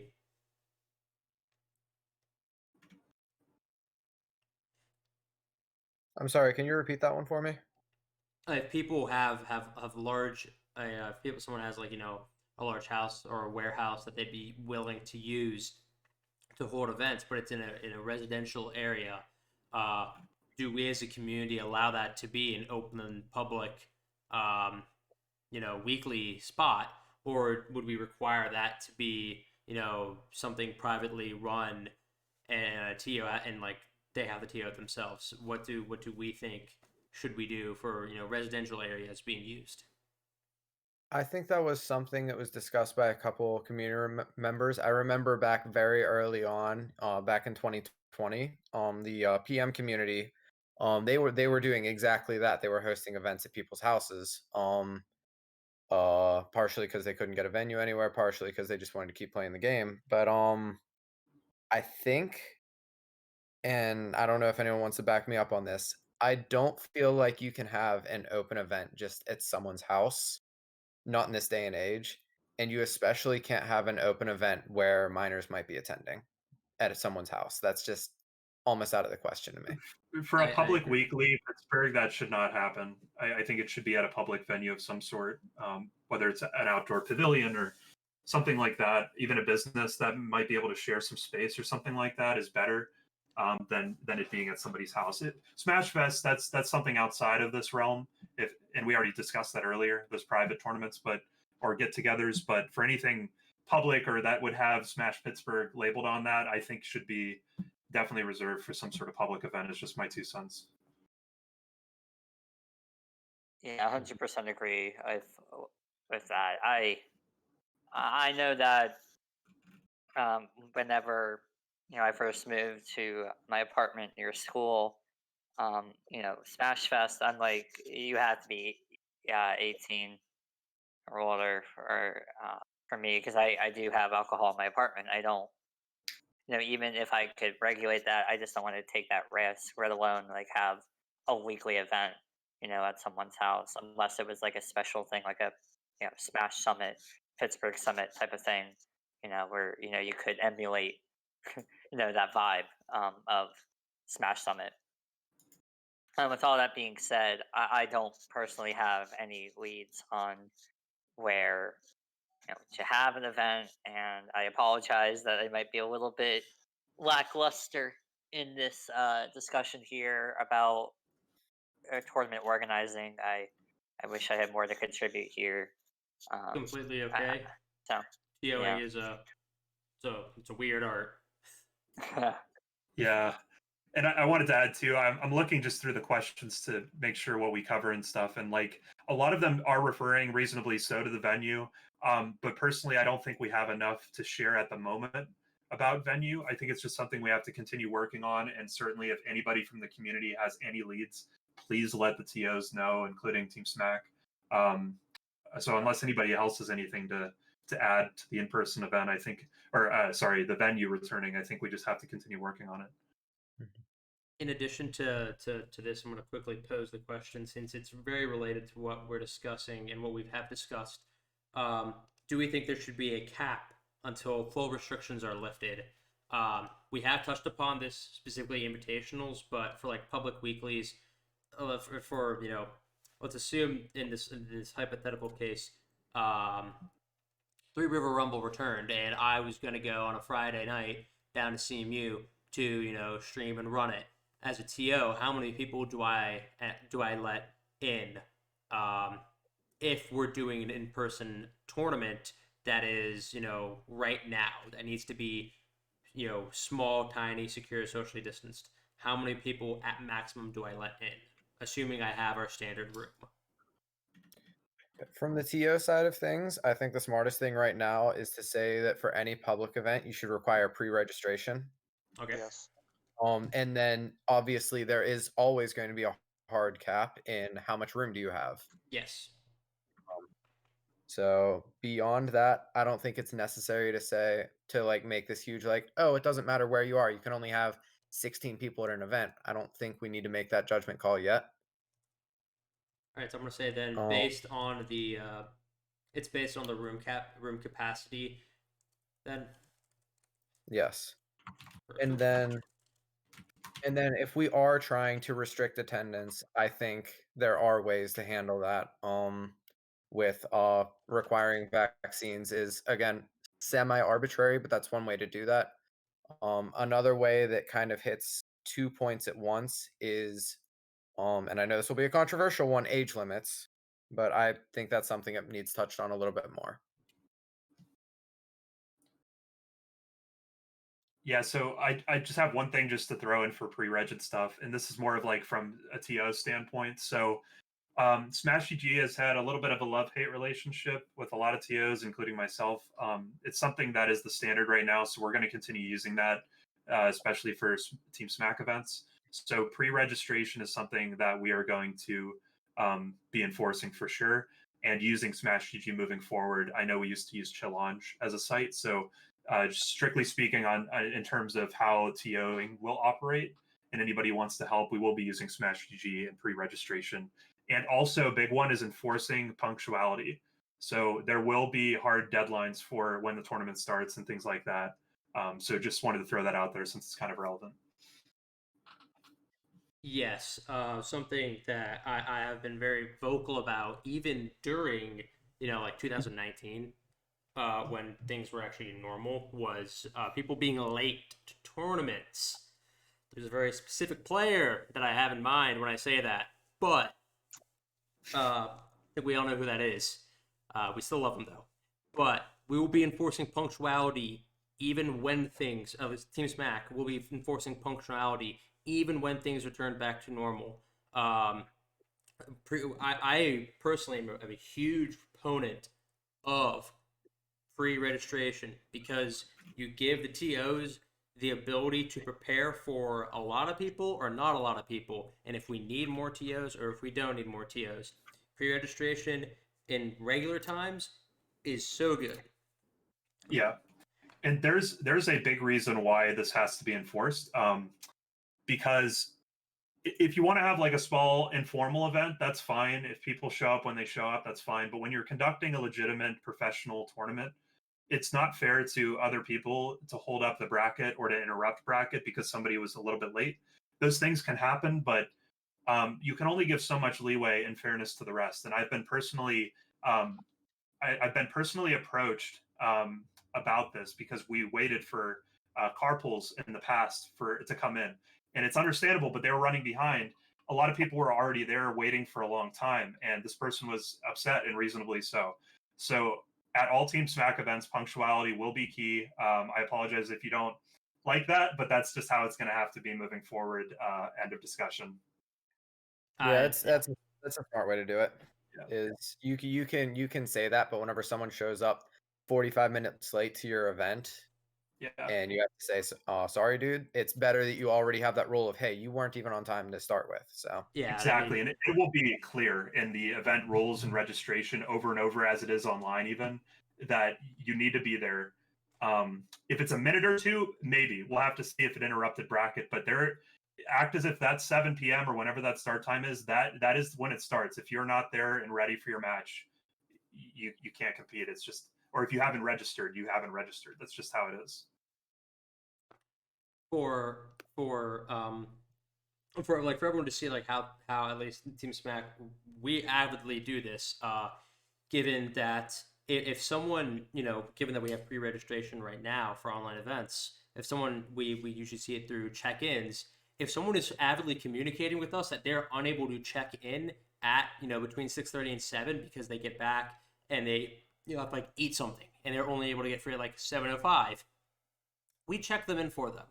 TOs are humans. We understand. We have emotions. We understand that people can run late sometimes. So the thing with what we TOs believe would like players to do is be able to, if possible, communicate that they might be running late. Even if it's like 5 minutes before like bracket is set, you're saying, hey, I'm going to be running late. I'm like 10 minutes away. That's perfectly okay. Like, we as a community need to understand that being late is okay if you let us know. That's all we ask. Just let us know. That is the key, is for everybody out there who is going to compete in like future Pittsburgh events, is just let the TOs know, because you have to understand it makes our job harder, and it negatively impacts everybody else's experience if you're late and we don't know. And it will impact your experience as well negatively. So for just making everything better, just be in communication with the TOs at the event. Everything will be public about okay, here's how you contact Squatch on Discord. Here's how you contact him on blah, blah, blah, Twitter. There will be plenty of ways and open channels to communicate. And the onus is on you though, as the competitor, that you're diligent in signing up and being there on time. And if something happens, something happens. We're all humans and mistakes happen. Just let us know. That is the key. I remember from the summer, actually, there were some discussions too about one specific channel that would be opened, which was once tournaments return, there was a possibility of getting a TO phone, something where like pre-purchase minutes, it was kept with cash box, wherever that was. And that way, if anyone did have those concerns, you would have that channel always to communicate through. Yeah. And that's a good idea. There's so many ways, honestly, with how connected we are today, that most people, as long as they have a phone or computer of some kind accessible, they can let us know or let somebody know who's on site already that can inform a TO. Yeah, there's so many ways that yeah, there's not an excuse to not let somebody know. You know, if stuff happens, just try your best to communicate with us, and there won't be any issues. Yeah, and I mean it kind of also is, like just a good thing to do as a person to let someone know that you're running late. Like if you're running late to grab drinks with your friends, or okay, wait, people under 21. If you're running late to like study with your friends or something, you're gonna let them know that, hey, I'm like 5 minutes late, I'm in traffic. You could totally do that. Yeah. Even for a job, if it's going to happen, which is still not a good thing, but you at least want to let your boss know where you are, right? I mean, Like, I've texted during quarantine. I've texted my boss that I'll be running late because I was out like doing something for a meeting. Like, yeah, we even during quarantine we understand that. As for talking about the dedicated account to message and the community paid phone, there is a unpaid version. It's called Google Voice. You can just get a phone number set up. I already have that set up personally. It takes 2 seconds to do. TOs after, if we want to actually do that, it's really easy. We can do that. Yeah. And I will say too, this is mainly speaking on like registration. If you're already in bracket, then there's going to be the normal like 15 or 10 minutes, depending which side of bracket you're on, if you're in winners or losers. That's still going to be the same, but that's going to be also heavily enforced. So if it's 15 minutes and you come in at 17 minutes or something and we're not notified, bracket has already moved on. You know, we can't start changing things. Unfortunately, that's just not something we can do. So again, something happens, just let us know. But ultimately, we can't hold up bracket and things like that. So, but that's pretty much all I wanted to say about that subject. I'm looking through here. There is a question about the stage list. So this is something also that, given the recent DLCs that have come out, there are questions about the stage lists. I can give Team SMAK's answer. Our answer is right now I've been running our standard Pittsburgh stage list, but I, the person who puts together the stage list for Team SMAK, am in communication with other regions and other TOs at the national level to kind of determine what's the vibe of where, one, the meta's going, and two, where the stage list should be going. That is what Team SMAK has been doing. We've been working with the national level to do that.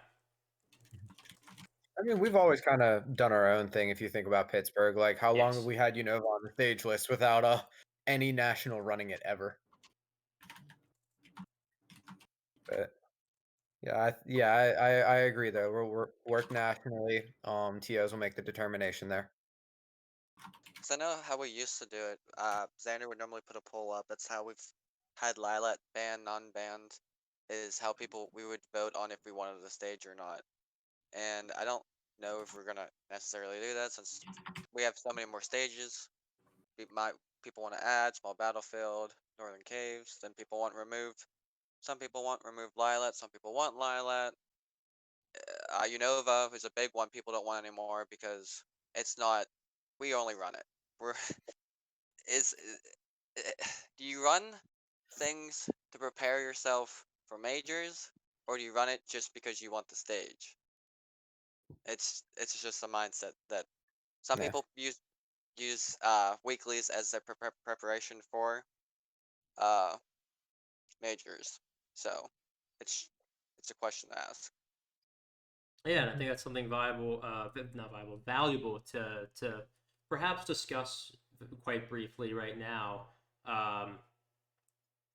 Given that I know from Team SMAK's perspective, we run our events for our community, and because we as an organization love Super Smash Brothers, the game series, all the way from 64 to Ultimate, including PM and all the mods. We love the game. We love everything about it. So we run things to make sure things will be fun and enjoyable. But we also love the competition. So we see both sides of the argument, and put our trust and faith in the national TOs whenever they decide. But also, we have been contemplating for a long time running a side bracket for with different rule sets that still could be viable. there's something which I call squash singles, which is significantly smaller stages, to where you're considered where you have to be more aggressive in nature. Having that as a secondary rule set, maybe have a rule set with Unova, without Unova, with like have one with Unova with Lilat, and then one without both of them. That is something that I do think is possible to have multiple side brackets, but you have to limit the number that people can enter. That is something I also believe is necessary, limiting entrance into side brackets. I like the idea of side brackets. It's one thing that I did at Replay FX. Not a lot of people were aware, but on the day before the main tournament, there were all of these different there were of course like learning brackets, but then there were also just fun rule sets, like playing a Pokemon bracket where Pokeballs are turned on, playing an assist trophy bracket where killing assist trophies counted towards your score. But of course that's an alternate thing. I'd hate to disagree with you on a point, but I think that running similar brackets with just slightly different stage lists might be a bit redundant. But I could definitely see doing something where like you could have seasons where like every month the stage list changes up, I or like the however. seasons idea. The Yeah. the viability idea comes from Melee, actually, since I play a lot more Melee now. There was something called Sammy Singles, named after Sammy Drug Fox, to where it's only on Yoshi's story for a minute, and you have one stock. That's the entire thing. Is it's supposed to be hyper aggressive, and it makes sense in Melee, but trying to port that to Ultimate, it doesn't make much sense. So trying to vague it out just a little bit. Like ideally in my head, what you would have is just like FD Battlefield and then like one super big stage like Stadium, and just have those three. Literally something as simple as that, and just continue being able to rotate through that. Something like that.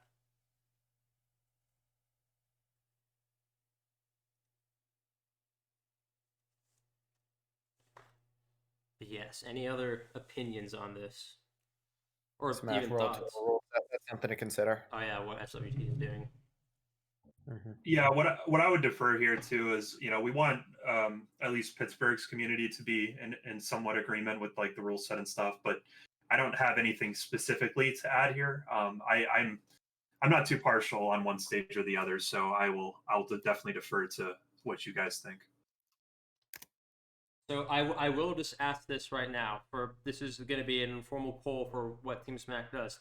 If we add like a second mixed rule set of more fun or a different rule set, if we add something like that to Smack the Bug, we ask, will you enter?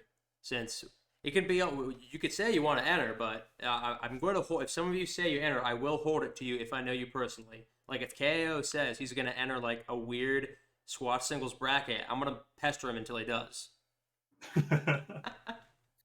We'll hold you to it.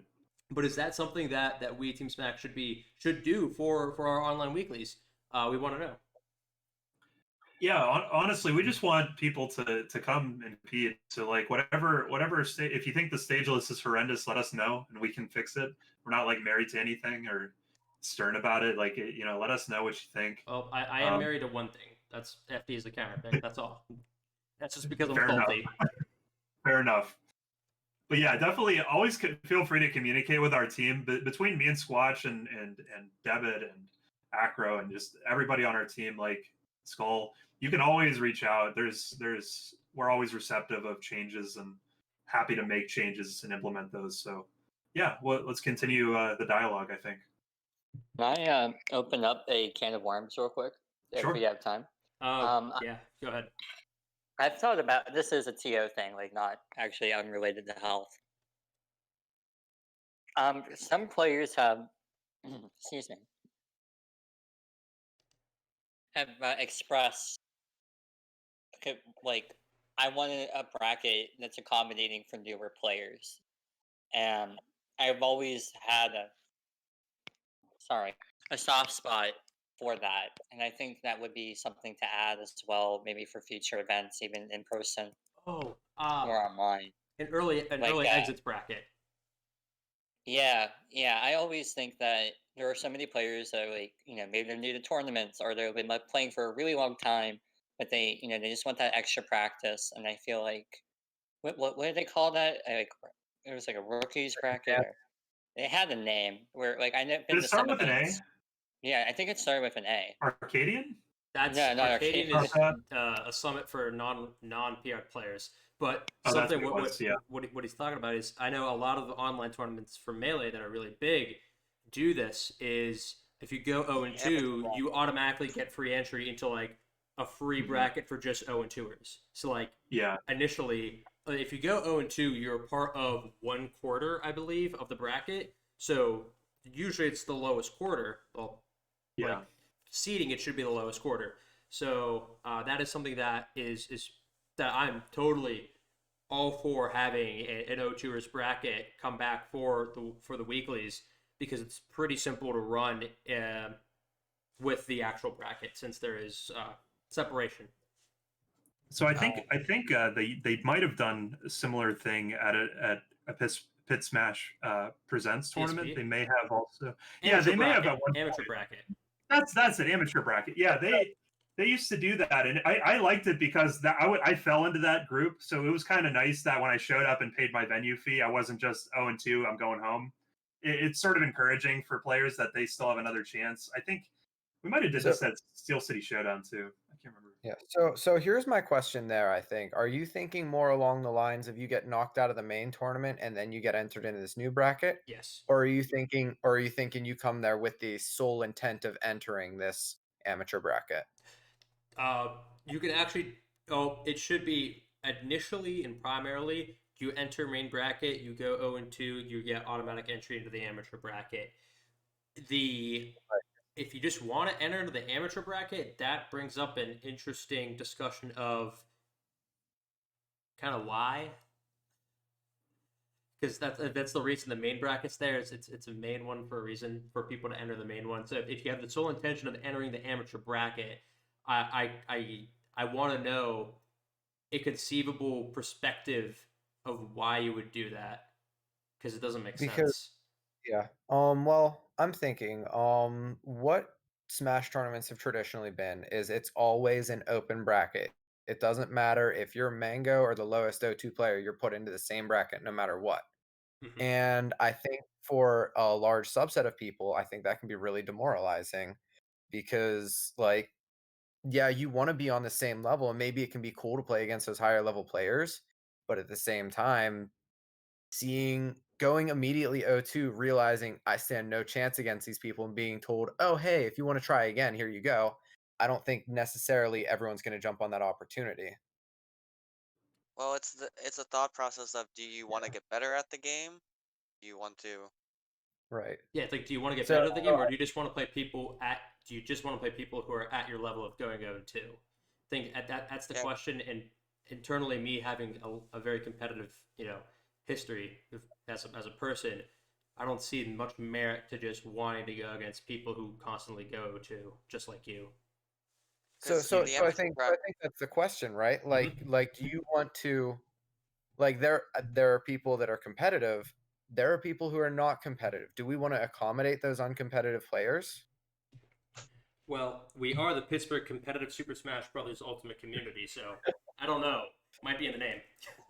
But Kevin, what were you going to say? That is a butthole opinion, but that's where I come from. But I do want to hear everyone else's opinions. I think Kevin was going to say something. when it comes to the amateur brackets, I know a lot of majors run them. A lot are like C tier. Because I know Smash Philadelphia ran one. Erie ran one the one time I went up. I don't know if they always did it or not. But it's used as a learning experience because you get to play against people around your skill level, so you're actually able to improve and try to see what you're doing wrong. Versus when you go against like a PR player and you're not, you kind of get run over and you don't know what happened. Yeah. Like it lets you learn, and some people get really demoralized. The fact that some people don't like asking for friendlies, and this kind of lets you force to play into friendlies, but like not in a rude way. I think it's a good learning experience for lower end players. That's really insightful, Kevin, I think, and a good perspective. And on that note, if you look at the chat and some good discussion, Howler Leach brought up, logistically, it can become a little bit of a nightmare trying to get the setup because it's great in theory, Yes. But he's talking, how many setups do you have? That's a big deal. How That's many true. people are even in that tournament? Can we run this without interfering with the tournament? It's a great idea in theory to get as many matches as possible and really get the bang for your buck. But we do allow you to like sit down for friendlies all the time, and if you want to, that can be a learning experience for sure. Because I know you can't always learn as much as you'd like to in a quick 0-2 bracket, but there's something to be said of if you're able to win that bracket, that shows how good you are at the game and how much you are improving each week. If you are seeing better results, even if there is things like bracket luck and stuff like that. So we've made changes to try to make our seeding better, and that's not a perfect science. So we're going to continue trying to make seeding better and more fair, but and that'll come also with hopefully getting like a leaderboard or something like that, so we actually know how good each player is and how they're evolving would be nice. But it's a great idea to have these side events and things like that. And I am a big proponent of making a good environment for newcomers, because and that's actually a question that was asked in this document somewhere, is about getting new people into the scene and also retention of those people in the scene. It's really hard to grow when you have somebody come to a tournament, get completely bopped, and then they never come back for numerous reasons. Yep. So I think it's important as TOs to get in touch with those people and encourage them to come back, but also to have some sort of incentive for them to actually want to come back. No, I don't know what you guys were thinking about what I was saying before. What I tried to do with Replay FX was, I had those side brackets, and they were intentionally designed to be pretty modular. Like it was like, we have X amount of setups set up. We're gonna put like an 8-cap or 16-cap miniature event and say, hey, if you want to play this casual bracket, come join us. And I think that might be where we can, and I think that might be a way to maybe accommodate some of those players who aren't necessarily at the highest competitive level yet, who aren't maybe seeking to get to that highest competitive level. That's going to be and it's weird to talk about this now, because right now I don't think we should be talking about growth necessarily. I think we should be talking Yeah. about how we can even just get back to what we had before. I was thinking the same thing. Is this is another future item, that will come in time, but we're still trying to figure out when we can even have our first in-person event. So I think we focus on having that one core bracket for now, and then keeping this as an open idea down the road. Yeah, I didn't mean to like throw like this completely off the rails. I just wanted to see a quick This is good like discussion though. temperature check on it. No, it's relevant. I believe there is a question in here, and I think it falls under that about retaining players, because this isn't so much for your PR players who are already going to make it far in bracket most of the time. This is for newcomers and feeling like, hey, this is somewhere I want to hang out and meet people and have a good time and also improve. So I think it's relevant for sure. And so with that, I noticed a question directly above it, which was actually part of Deb's question, which we accidentally skipped over. But since we've kind of been almost splitting this between Team SMAK and the PGH community, Deb asked if is there anything that the community can do to support Team SMAK. And so Tim, I'll let you go first before I get to my spiel. Perfect. Sounds good. Yeah, I was really excited to see this question, obviously, because it was a SMAK related question. And community, we're so community driven and focused. That's why we exist, because we're all part of the community as well, and we'll never lose touch with that. So I really, that's one of the most valuable things to me, is that we're still in touch with the community and always will be. So if there's anything that I could ask for your support, is a couple things. The first thing is just to communicate and follow us continually. Keep an eye on what we do. We welcome criticism, especially constructive. So if there's something you don't like, something you do like, the best thing you could possibly do is vocalize that to us, because we are always listening. We have our eyes and ears and everywhere that we can be to hear what you don't like and what you do like, and make sure we're doing more of what you do like than not. So communicating, following us is massive to support that. It also takes a lot of time, resources, and sometimes financial resources to get these things in motion and to the point that we all want them to be. So just following us, supporting us, even in little ways, spreading the word helps tremendously, because the more we can grow, the more I believe we can give back to the community and support Pittsburgh's growth. and even beyond, and getting us connected with people. All this stuff we're doing completely for free, completely out of our effort and time on the side of our already busy work days and family commitments and everything like that. So I just want you guys to know we want to hear from you, and we want your help, because we can't do anything without you. I guarantee it. We need your help 100%. So that's what I would say. Is there anything you want to add, Squatch? Yeah, to kind of reiterate and echo, we're all about the Pittsburgh community. To kind of put things into perspective about this, I joined the Pittsburgh Smash community in like the summer of 2019. Okay, I didn't even have being a year full into the community before COVID hit, and almost 2 or 3 months after I joined, Tim asked me to join Team SMAK, and something that I've always noted is we are always about the community. Whenever I joined, that was the number one thing Tim had stressed to me when I was joining in was we do everything for the community no matter what. And kind of what we it makes us so happy when we see people either spreading the word about our tournaments or just like telling us they had fun at our tournaments, and seeing that you all, the competitors or the spectators, enjoyed what we're able to run and host. We run these things because we love spending time with you guys, being able to stream your tournaments, being able to help you guys enjoy a game we all love. So whenever we have our tournaments on Wednesdays, watch our streams whenever we have them, and interact with us, just help us grow, because the more the Pittsburgh community grows, the more we're going to want to help it grow even more, and it's just going to keep feeding into the cycle of how we always at Team SMAK ask, how do we help the Pittsburgh community grow? And if the Pittsburgh community puts it, and if we all help spread the word of our events and work together, we can definitely grow into something huge, something amazing as a community. Yeah, I couldn't have said it better myself. So I appreciate that question, Deb. And if anybody's ever interested about what we're working on and things like that, I basically live in Discord. I know you do, Squatch, and a lot of us do.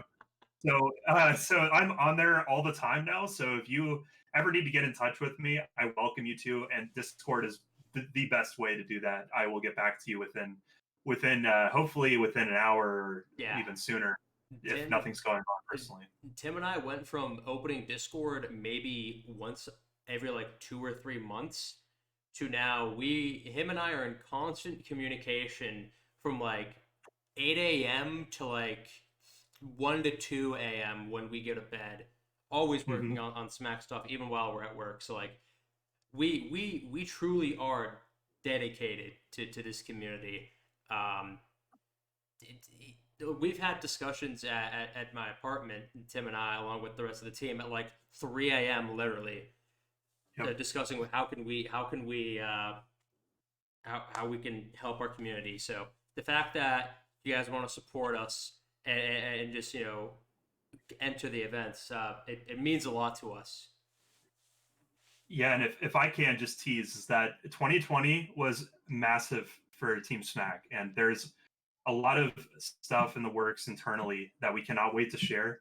So just stick with us. There is some really cool stuff coming, and just stick with us, because it's going to pay off. I promise. That's a promise from me. Squatch, I know you can guarantee the same. I can. That. Oh yeah. There is stuff coming, and it's coming soon. So that is a promise. We are going to give back to everybody. That's why we've been expanding the team. This team is incredible.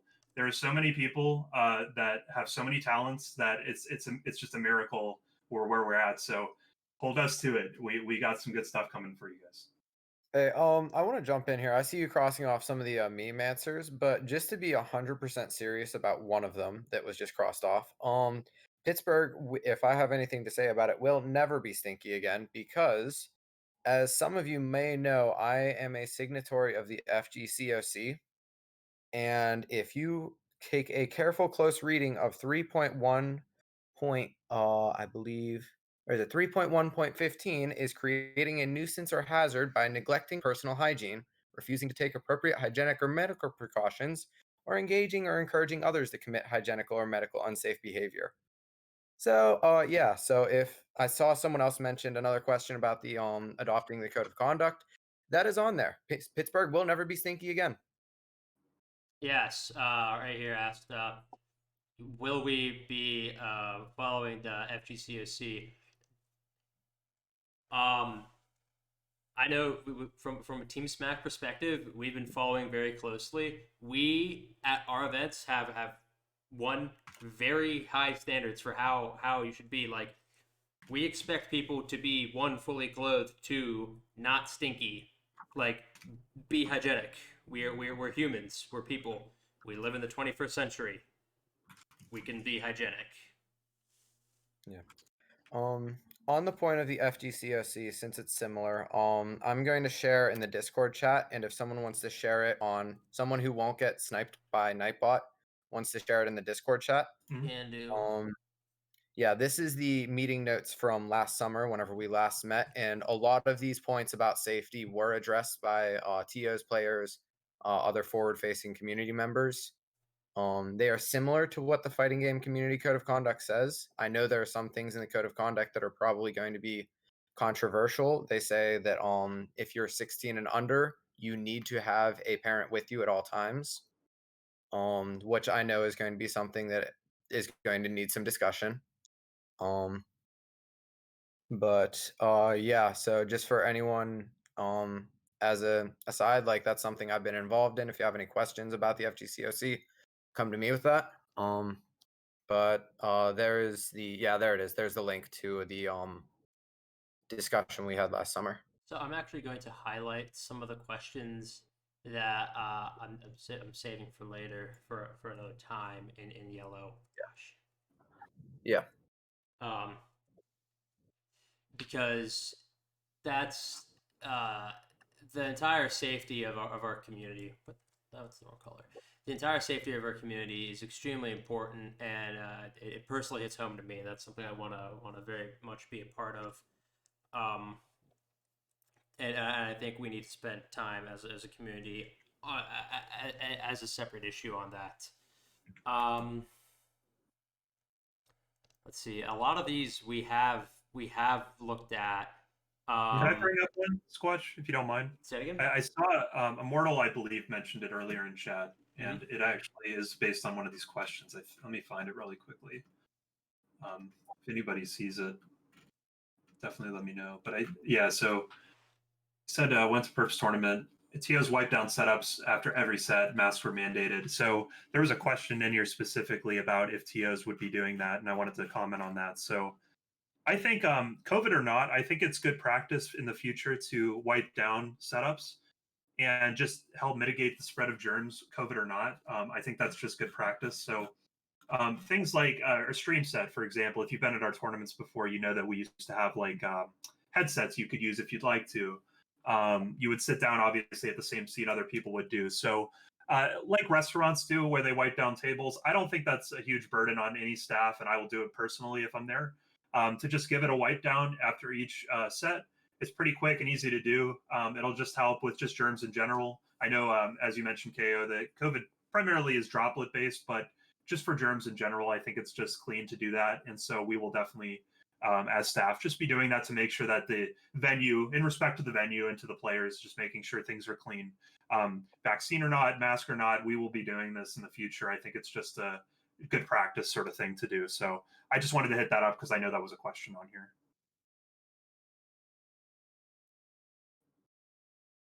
I think as a community, we should have TOs wiped down. I think, do we all agree with that? Yep. Oh yeah, absolutely. Like, keep the bacon on mute. Sorry, I'm eating dinner. No, you're good. But yeah, it's just good practice in general. At this point, it's for the best. It's for everyone to just mitigate the spread of germs. Just wipe down. It's common courtesy at this point. like just after you're set up, we can make sure that we have accessible cans of wipes. Just some guy rage quits or something like after a set. You're just like he rage quit. Well, and then just make sure you go up, just wipe down. Yeah, Exactly. takes a couple seconds. Yeah, and I'll put the onus on the staff, any staff at our events, to do that, and just some things that would be on the onus of the player that to keep in mind, and something that we would actively discourage is sharing controllers. I'm not sure personally how prevalent that is, but you have to make sure you bring your own controller because that's another way germs can spread. So that's something we're going to keep an eye on is just actively discouraging sharing equipment like that. So that's something we won't have is we may not have the headphones. So that's another thing that we would let you guys know is you make sure you bring your own, earbuds or something that you could plug into our monitors that we'll have for you. So like we'll have equipment like the setup for stream and all that, but things that might be shared between competitors, we will have to talk about it more. But I think things like that we're probably going to actively discourage. So yeah, keep your controller on you, mark it if you can, so that it doesn't accidentally you lose it and you don't know if it's yours or not, or you accidentally grab somebody else's. These are just little things that you should do for your own technology. Make sure that you have that on you. Get a drawstring bag to keep it in. Make sure you unwrap it out of a setup after you leave. Just simple stuff like that, just to help just with germs in general. I think that's just good practice. So I do want to address one question in here, which is it's an interesting question, but it was asked, what if my parents are against the vaccine? And I think this is this is probably something which needs to be brought up in a different place and not in the Pittsburgh Smash Ultimate community, because I don't think any of us are going to ever force anyone to get vaccinated. That is not something anyone should do. Is to force or push someone to get vaccinated or to not get vaccinated, and you're allowed to have your beliefs. Outside of the outside of Smash, if you reach out to you could personally reach out to me if you want to discuss this, but I don't think that we as a community should ever force someone to do something that they are not comfortable or unwilling to do, vaccinations included. I agree, especially as I mentioned, I was trying to look into vaccine mandates and just try to inform myself. And it's speaking from a public health perspective, which I'm not in, but I could see how, you might have good intentions really, and that might be the right thing to do is to get that vaccine. But when you start to exclude people, when you start to, discriminate against people, that is never okay for any reason.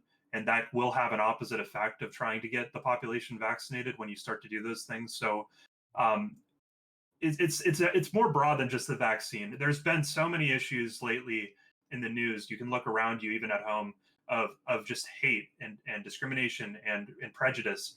And we've said this before. We will continue to say this. You will feel welcome at our events. There is a zero tolerance policy for anything that is directly hatred. There's a fine line between some joking around with your friends and some competitive banter and to actually being hateful or hurtful to other people. And you will be taken out of the venue if that occurs. You will be safe at our venue, at our tournaments, without question. So that goes for this as well. That's just something that we're going to have zero tolerance policy on. So be friendly, be kind to each other, and just want to bring that up here because I think it's relevant. To add to that, I'm the one who personally wrote these rules for what we do tolerate at Team SMAK events. We have zero tolerance policies. Whenever we get back to in person, our TOs are trained to follow the guidelines that we've written, and also to be able to mitigate a situation as well as to peacefully, or as peaceful as possible, escort people out. Like we are able to do that, and that is something that at Team SMAK we will do to maintain a safe community and a safe environment, because that is of utmost importance to us. And that idea of safety, I just want to touch on again because I know it came up earlier, and it's very important in general, not just health issue, but also the safety of the venue and people who come to tournaments. Because it is an open door type of thing, at least it was pre-COVID, and eventually probably will return to that. Is you never really know who's going to walk in that door, and there. What's that? No, it's a joke. Okay. It's a meme. Yeah, you never really know, So it's like I feel safe personally at universities because UPG, they always had the campus police there because they knew we were having an event. So if anything did arise, they would be there in an instant. And I felt personally comfortable with that. So when we're talking about looking into a venue, I do want something that's if it's open and we don't know who those people are coming into the event, I want it to be in an open and safe area. Speaking strictly too about geographics and how safe an area is, that's also important to me. Tournaments can sometimes run late. We all know that. And so if you're leaving a venue and it's dark out and you're in the city, that can be dangerous, in certain areas. So that's something we should consider with a venue is what area is it in? How safe is it? Is there, those measures in place is important too. Correct. Yeah, I also want to make sure that I gave a little bit of my quote unquote 2 cents about if your parents are against the vaccine. Mhm. I think both Seraph and Squatch are great resources. If you feel comfortable coming to me with any information or you want to talk about that in a private setting, I'm more than happy to take the time. I think, parents really just want what's, at the core of it, they want what's best for their child. And I do too. I had the privilege of doing pediatrics, this for my rotation. And I think like a lot of our focus, is on vaccines. There's a lot of misinformation out there, and I want to make sure I can tell you with the best I can. I want what's best for you, and I hope that you can see how I can help you, and I want to help you. But I also want to make sure it's understood too that I can't force you to get a vaccine, and no healthcare professional, doctor or not, can force you to do any type of treatment. It's unethical on my practice, against my license, future license, to force you to do anything. And I really hope that you can, um, and you are welcome to reach out to me at any time. Yeah, That's one. That's my little quick thing on that.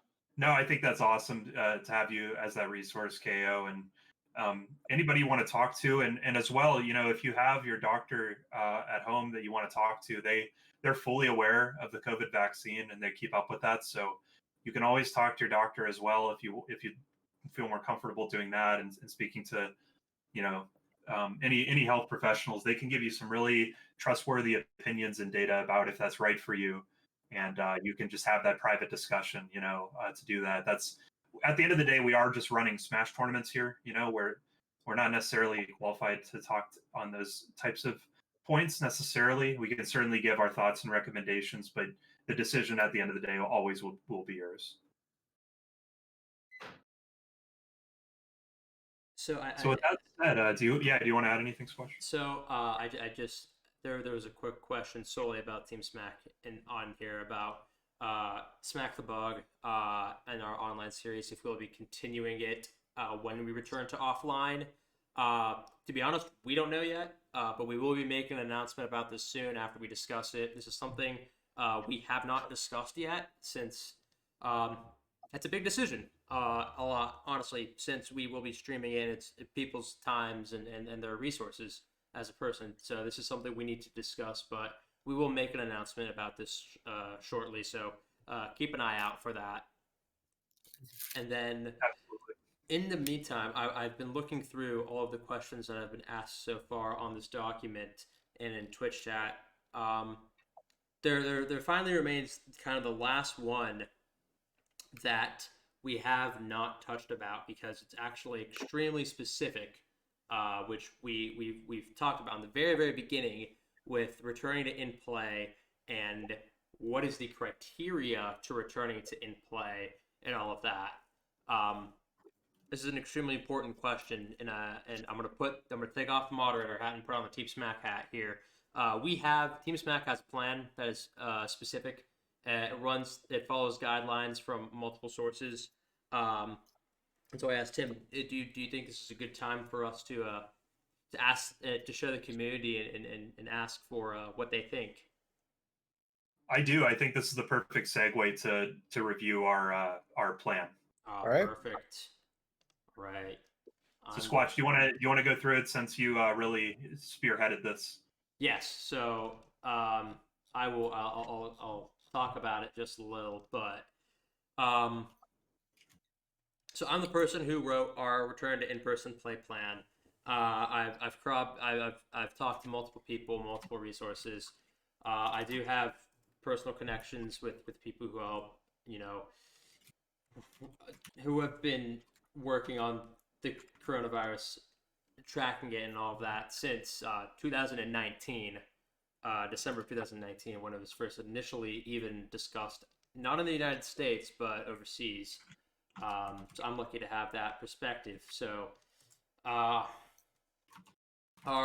Tim, is it okay if I actually show the document? I think so, yeah. Okay, perfect. So then let me pull this over here. Ta-da!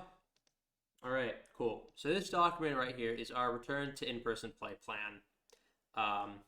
It's actually really fun to say that really fast. But what we're doing is right now tracking where we believe, based off of survey information and data, where most of our event goers, where they live and are located, those counties, tracking specific information about the counties, about the new cases per day, the deaths per day, the full vaccinations administered per day, and the fully vaccinated amount of people, which then leads to a comparison to herd percentage. But we are personally tracking all of that information, which is given to us by the Pennsylvania Health Department. So we have phases of when we would like to, how we'd like to return. The criteria to transition to a phase must be, you must maintain that phase's criteria for a week to move into it, just as an FYI. So we're proposing that stage 0, where we have no in-person events, that would start April 24th, 2021. So next week. So it would come into effect Sunday. That is the first day of stage 0. And the criteria for that is, 1,000 plus new cases a day, 50 plus deaths per day, and the vaccination percent less than 25%.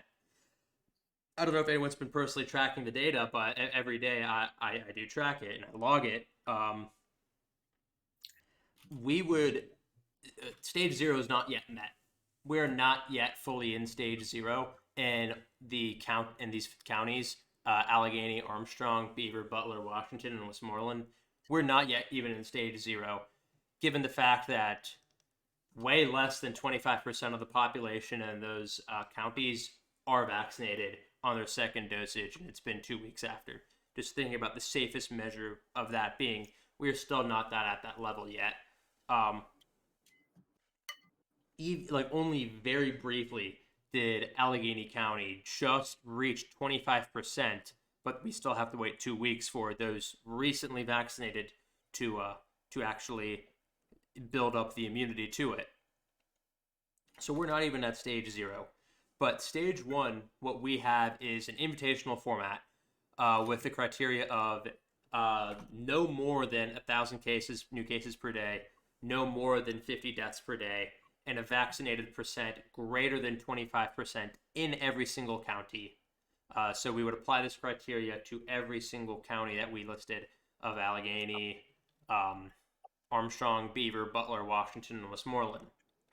Now, Yes. if I can jump in on that one, Go for it. I think one weird thing about that one is if you consider overall population, the only county that really matters there is Allegheny, I think. If you look at the populations, I don't think, and you can correct me if I'm wrong, you have the statistics here. I'm pretty sure that none of the other counties ever approach those numbers. So Allegheny County is right now like Allegheny County 1.2 did? million. I'm Yeah. showing the data right now at 1.2 million, and Armstrong's at like 63K.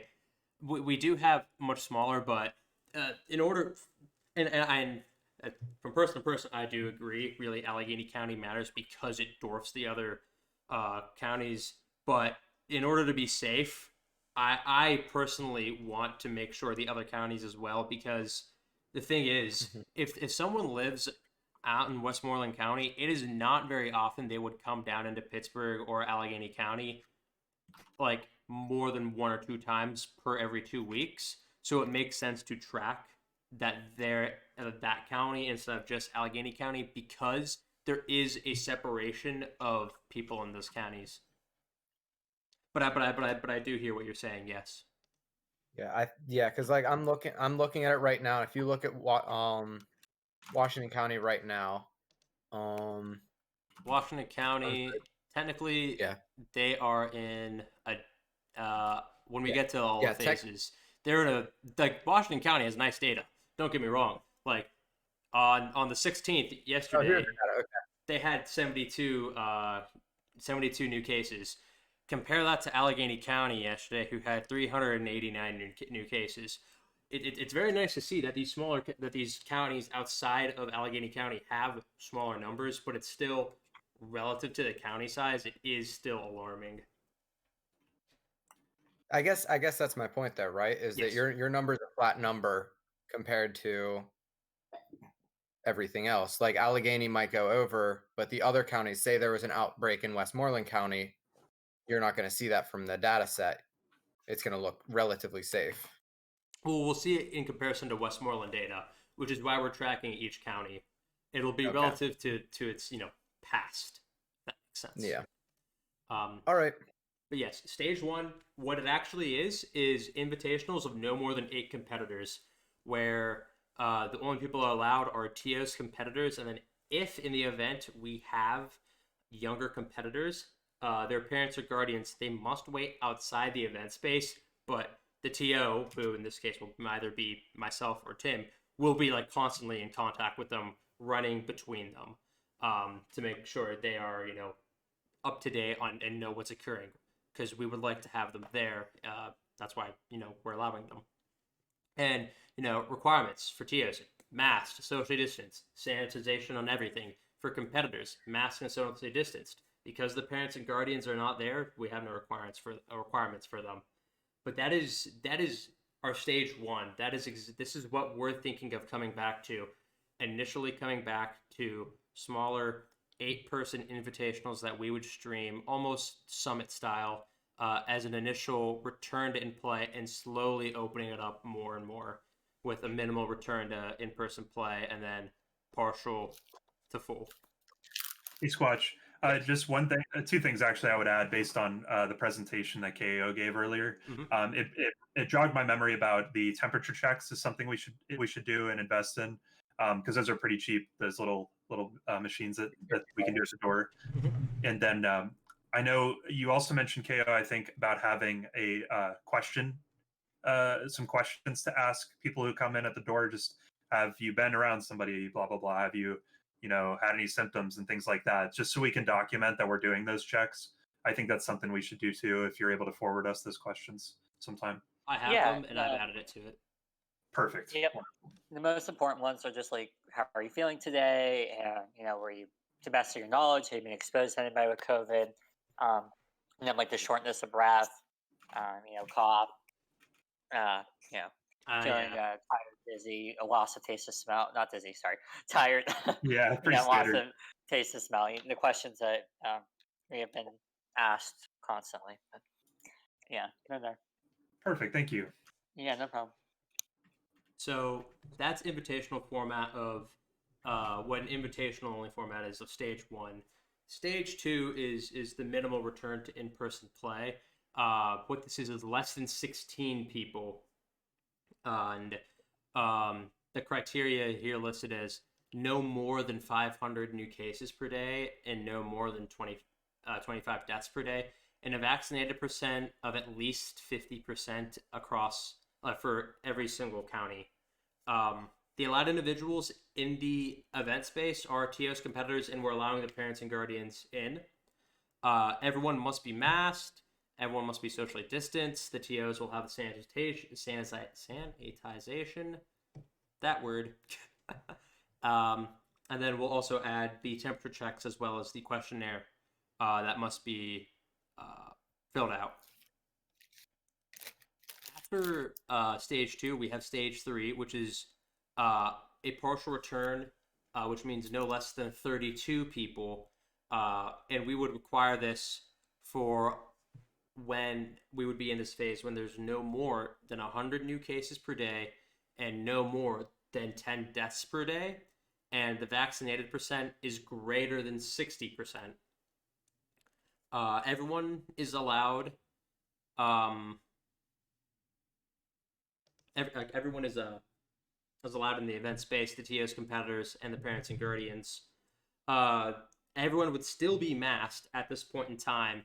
And we'd have sanitization. However, at this time, at 60%, and with the decrease, guidelines have started to suggest that we would be able to stop socially distancing even if we have masks. This is where I'd actually like to ask the panel and the community, what do you all believe?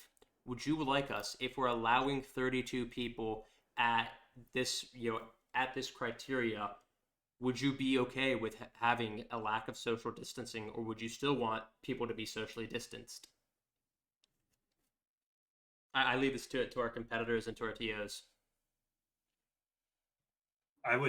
My personal opinion would be to continue the measures, especially if they're still recommended by like the CDC at the time that this might become a thing.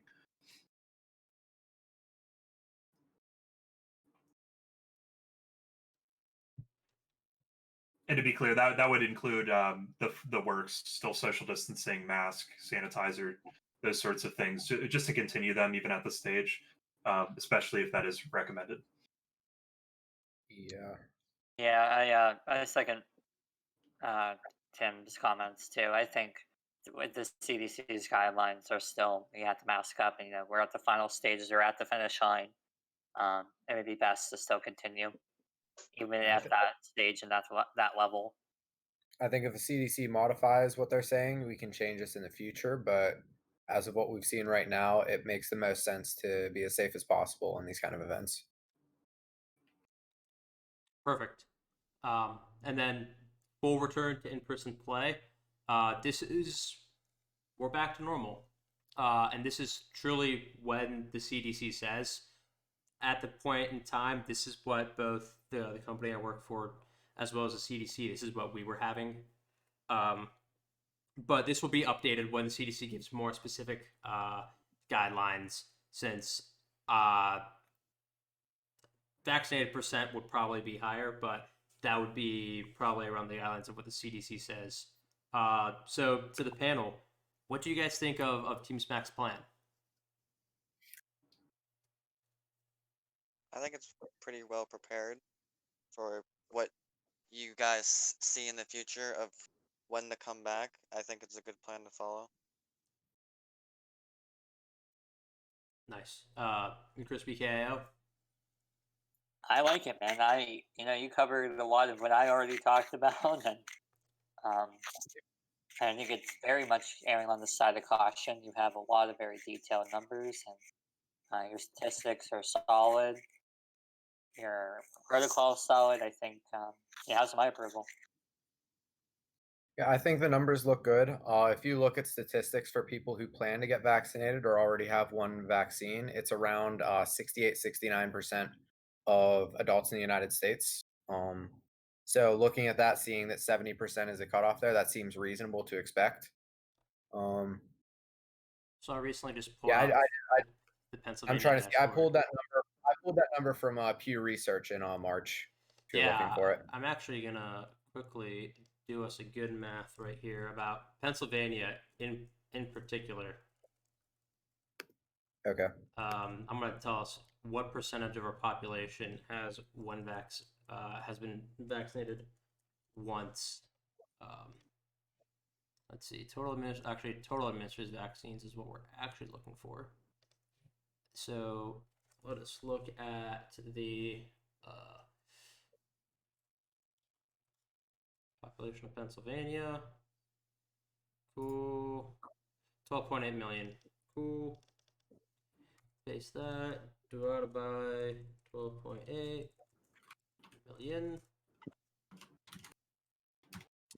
54.68%, very roughly, of the state of Pennsylvania has been vaccinated. That is. Wait, really? Yes, has at least one vaccine, one poke. Oh. Yep. So, as a state, we're doing it. We're doing very well. But I think this is still indication. We're not quite yet to be able to go back on the weekend, but we're getting there. And then internally, we all proposed the date of when stage 0 would start and when we would start tracking on when we would try to go to stage 1 as April 24th. Does that seem reasonable to everybody? I think so. I do have one question. I'm going to ask us, not necessarily even so much on behalf of myself, but on behalf of the other independent TOs, thinking Immortal, Adge, Poe. What are you making these guidelines with the idea that the Pittsburgh community at large should follow them, or explicitly just for SMAK?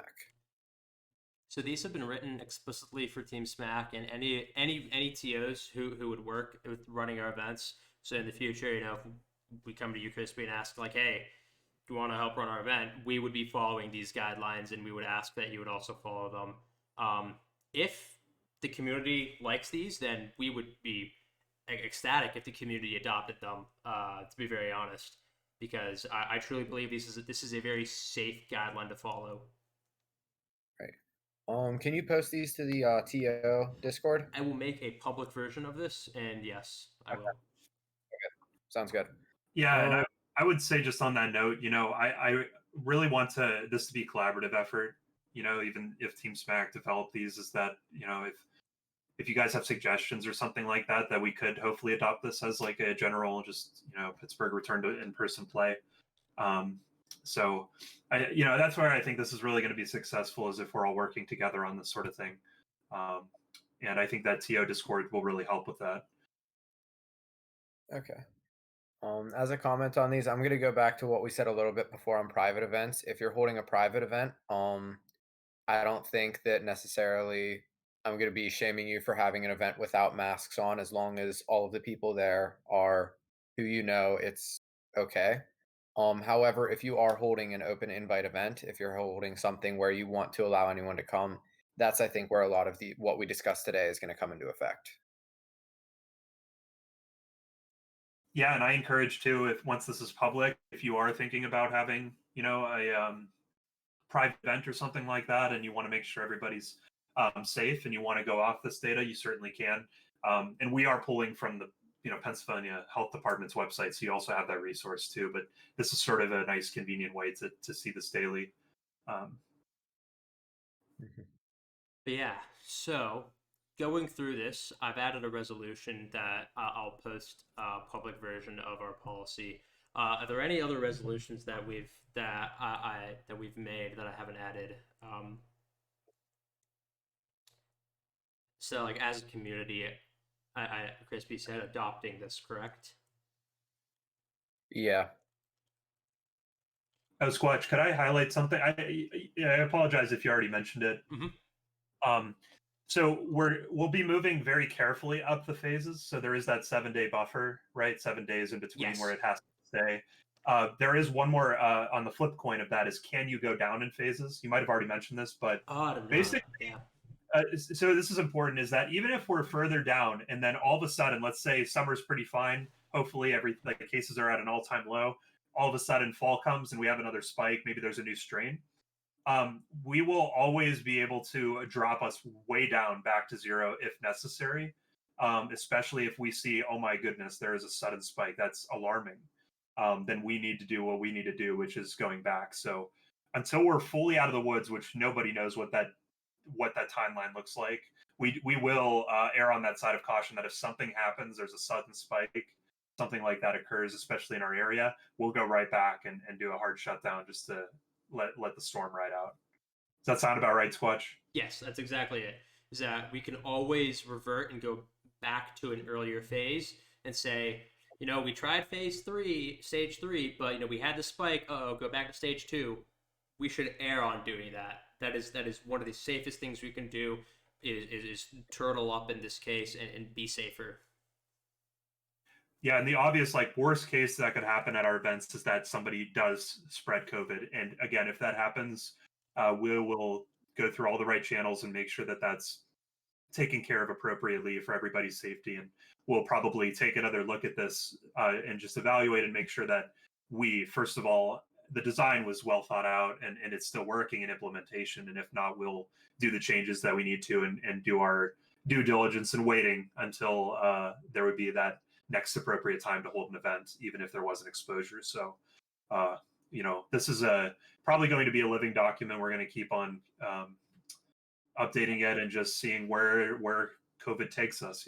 Hopefully we're on the way out, but it's hard to say. Yeah, and I've added also as a resolution, have another town hall for talking about the conduct of events and the safety of event goers. I do believe that is something that we must do in the future. Yeah, I agree. And I'm sure the rest of the panel and the community is well aware of the sort of things that have happened over the last year and plus.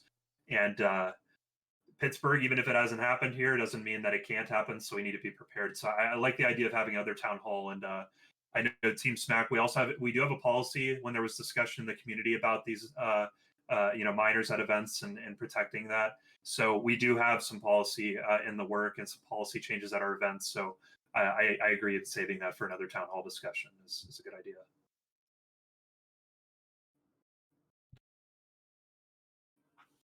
I'm sorry. So with that, as we're nearing almost the 2.5 hour mark, we've gone through all the questions that people have pre-submitted and discussed all the ones that people have chatted about. I guess going through everyone here on the panel, is there anything else that you would like to ask, discuss, or even just bring up to talk in the future? Anything that's on your mind? I think there's one last solution that I didn't hear. I didn't really have a great opportunity to bring it up, but it's something I've seen other communities do. Something we've talked about in the FGCSE. But one thing that a lot of people have started doing is they will have an online invitational for an in-person event. So something like Smack the Bug, but at the end of it, the top 8 people or the top 8 people who qualify for an in-person event would be invited to go attend the in-person version of that tournament. I see the yikes from John's vision. Yeah, I that doesn't too. really work very well because there's some people that legit like Aaron and I. We don't actually have internet. We live in the middle of nowhere where I don't have a LAN adapter. I can't. That's why I stayed out of the Smash the Bugs because I knew there was no reason to. I have a hotspot. Yeah, you want to play on my hotspot? It's not going to work well. And then it wouldn't be fair to the other people that, well, what if they can't have a LAN adapter? What if they don't have a LAN adapter? What if their internet's just trash? Like, you get what I'm saying? It's like you're excluding people without saying it.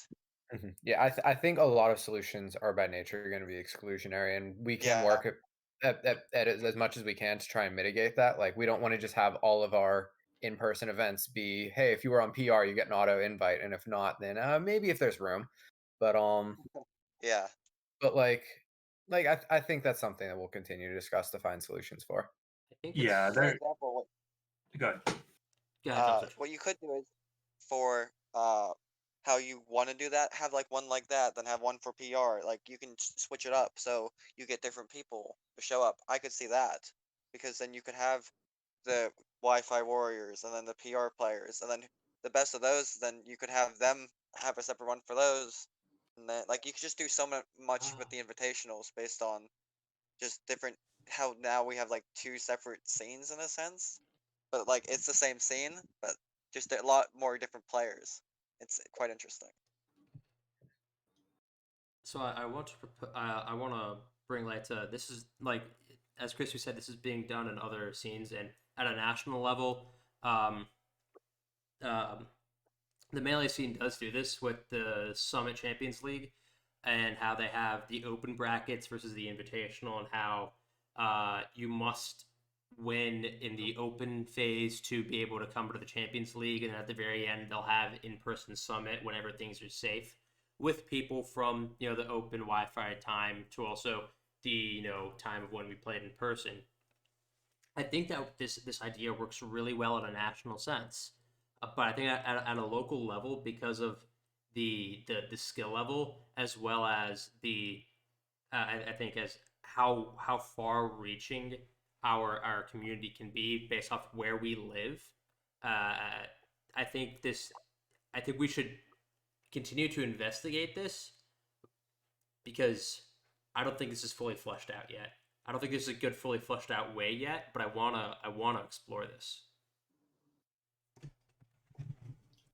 Yeah, I'm all for having fairness to competitors who just haven't been able to compete online. It's not, you can't default and say that it's just because they just didn't want to. It's like Kevin mentioned, sometimes you just don't have the internet that can work. And honestly, I'm glad you haven't been competing because that would be that wouldn't be fun for anybody if the connection didn't even hold. So we are limited in some respects that are out of our control, and I think that would be kind of unfair to not be a part of potentially our first in-person events purely by that reason. So whether you're talking, what are the incentives maybe to be able to do that? Do we do a draw from a hat? I don't know what the right way to do this is. It's something we have to continue discussing, and I certainly welcome, any recommendations here for how we go about doing that selection as TOs, not just SMAK, but in general, is how do we do our selection pool? And I think it should change each time. Like, let's say we have an invitational of 8 people, and then 2 weeks later or the next week we have another invitational. That should be a different group there, just to give everybody a chance and see what it's like. Is certainly something that appeals to me, but I think this is definitely something we don't have concrete yet. I agree, and I've added it as a resolution as something to continue exploring on here. So, Perfect. and I think all of us are nearing time as we're all getting a little bit tired and out of gas. But I'll also ask the chat: does anyone else have any questions that you would like us to discuss for I think at max the next half an hour? Otherwise, I think we'll be. I think now might be a good spot to wrap this up. Yeah, let's see if anybody in the chat has any last comments. And See who's still alive. I mean, what's that? Type poggers if you're still alive in the chat. Oh yeah, Yeah, if you're still with us. In chat. Well, while that happens, Yeah, I'll quickly go grab some water since my throat is dry. Go for it. Yeah. Thanks for sticking with us, everybody. I know it's been sort of a long discussion, but it's an important one. And I don't think the discussion ends here, obviously, after the, after this town hall. We have to continue talking about it in Discord, especially in the Pittsburgh Smash Discord. And as TOs, we'll use our Discord. But let's keep this discussion going because every day is a case by case with COVID, and we need to just continue to be diligent in checking up and seeing what in real time is going on. And we're responding to that as a community together. So your voice will always be heard, and we'll make sure you have the platform. But if that sounds good with you guys, the rest of the panel, I think we should continue this discussion going. And yes, Howler, we will. We're going to, I think, have another town hall to discuss safety specifically. So we'll have a lot more dedicated discussion just to that because that's a pretty serious issue. So we will revisit that.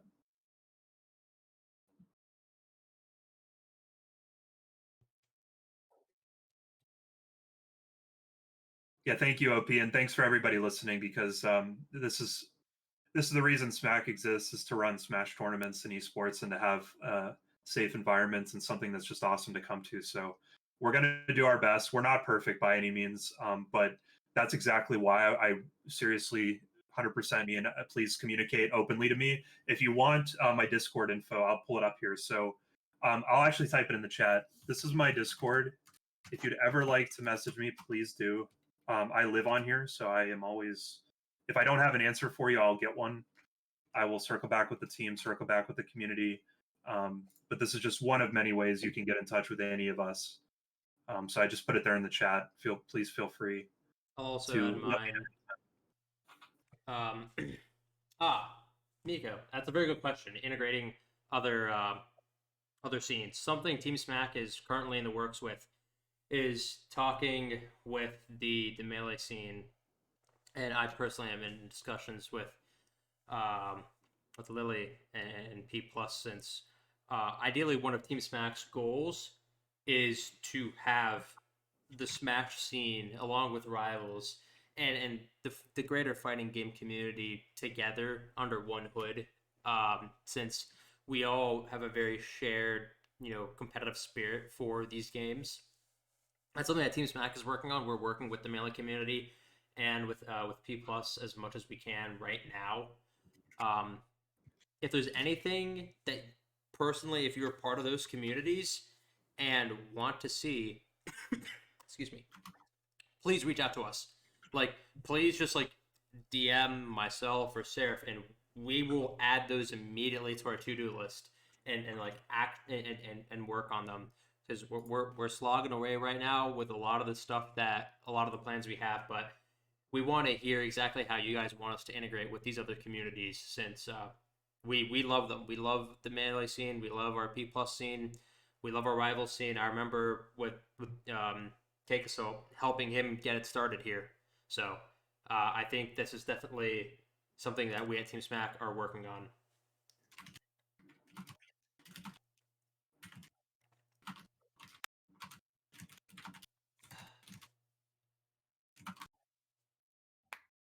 I'm just going to wait to see if Mika responds. Yeah, definitely. Otherwise, does anyone else have any questions?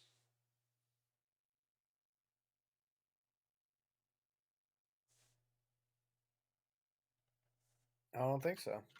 I mean, thinking about Miko's question, I think it's going to be a challenge to, if you're thinking about keeping events at a minimal level, integrate multiple games at this point. But I think if SMAK is considering running those games, if they see that as a viable thing to do for events, that sounds awesome. But otherwise, I think we had a really really productive conversation today.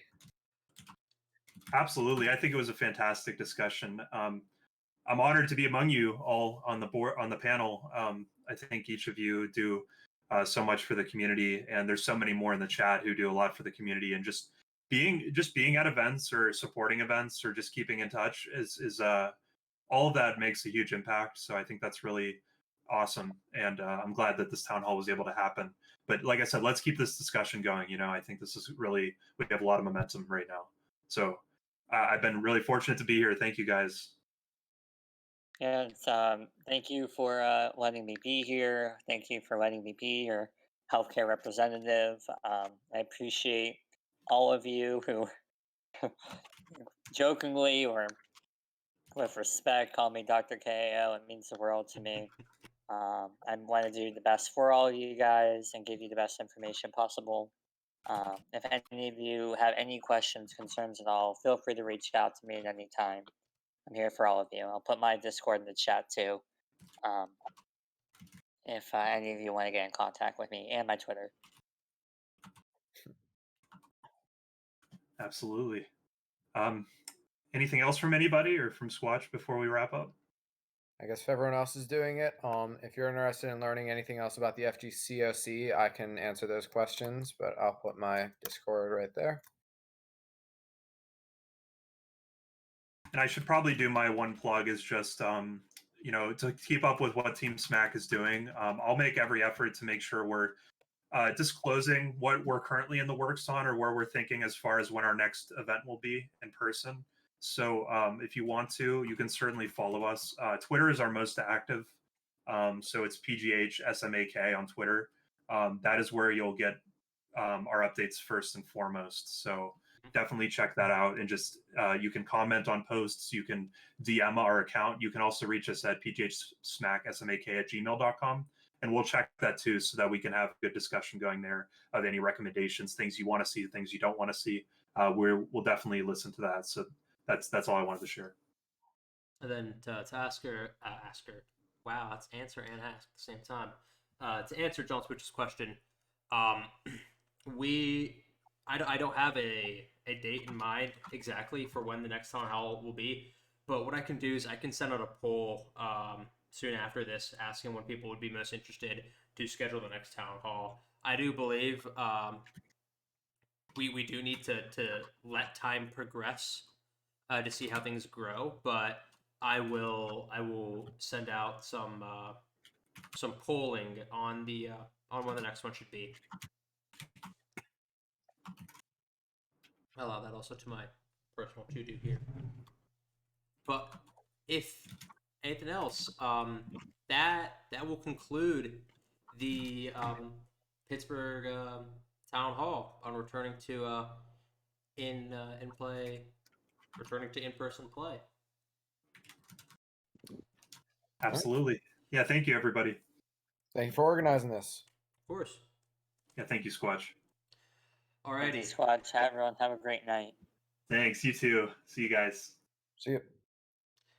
All right, everyone. I hope everyone stays safe. Thank you all for coming. For more information on this will be in the Pittsburgh Smash Ultimate Discord. So thank you all for coming, and everyone, please stay safe.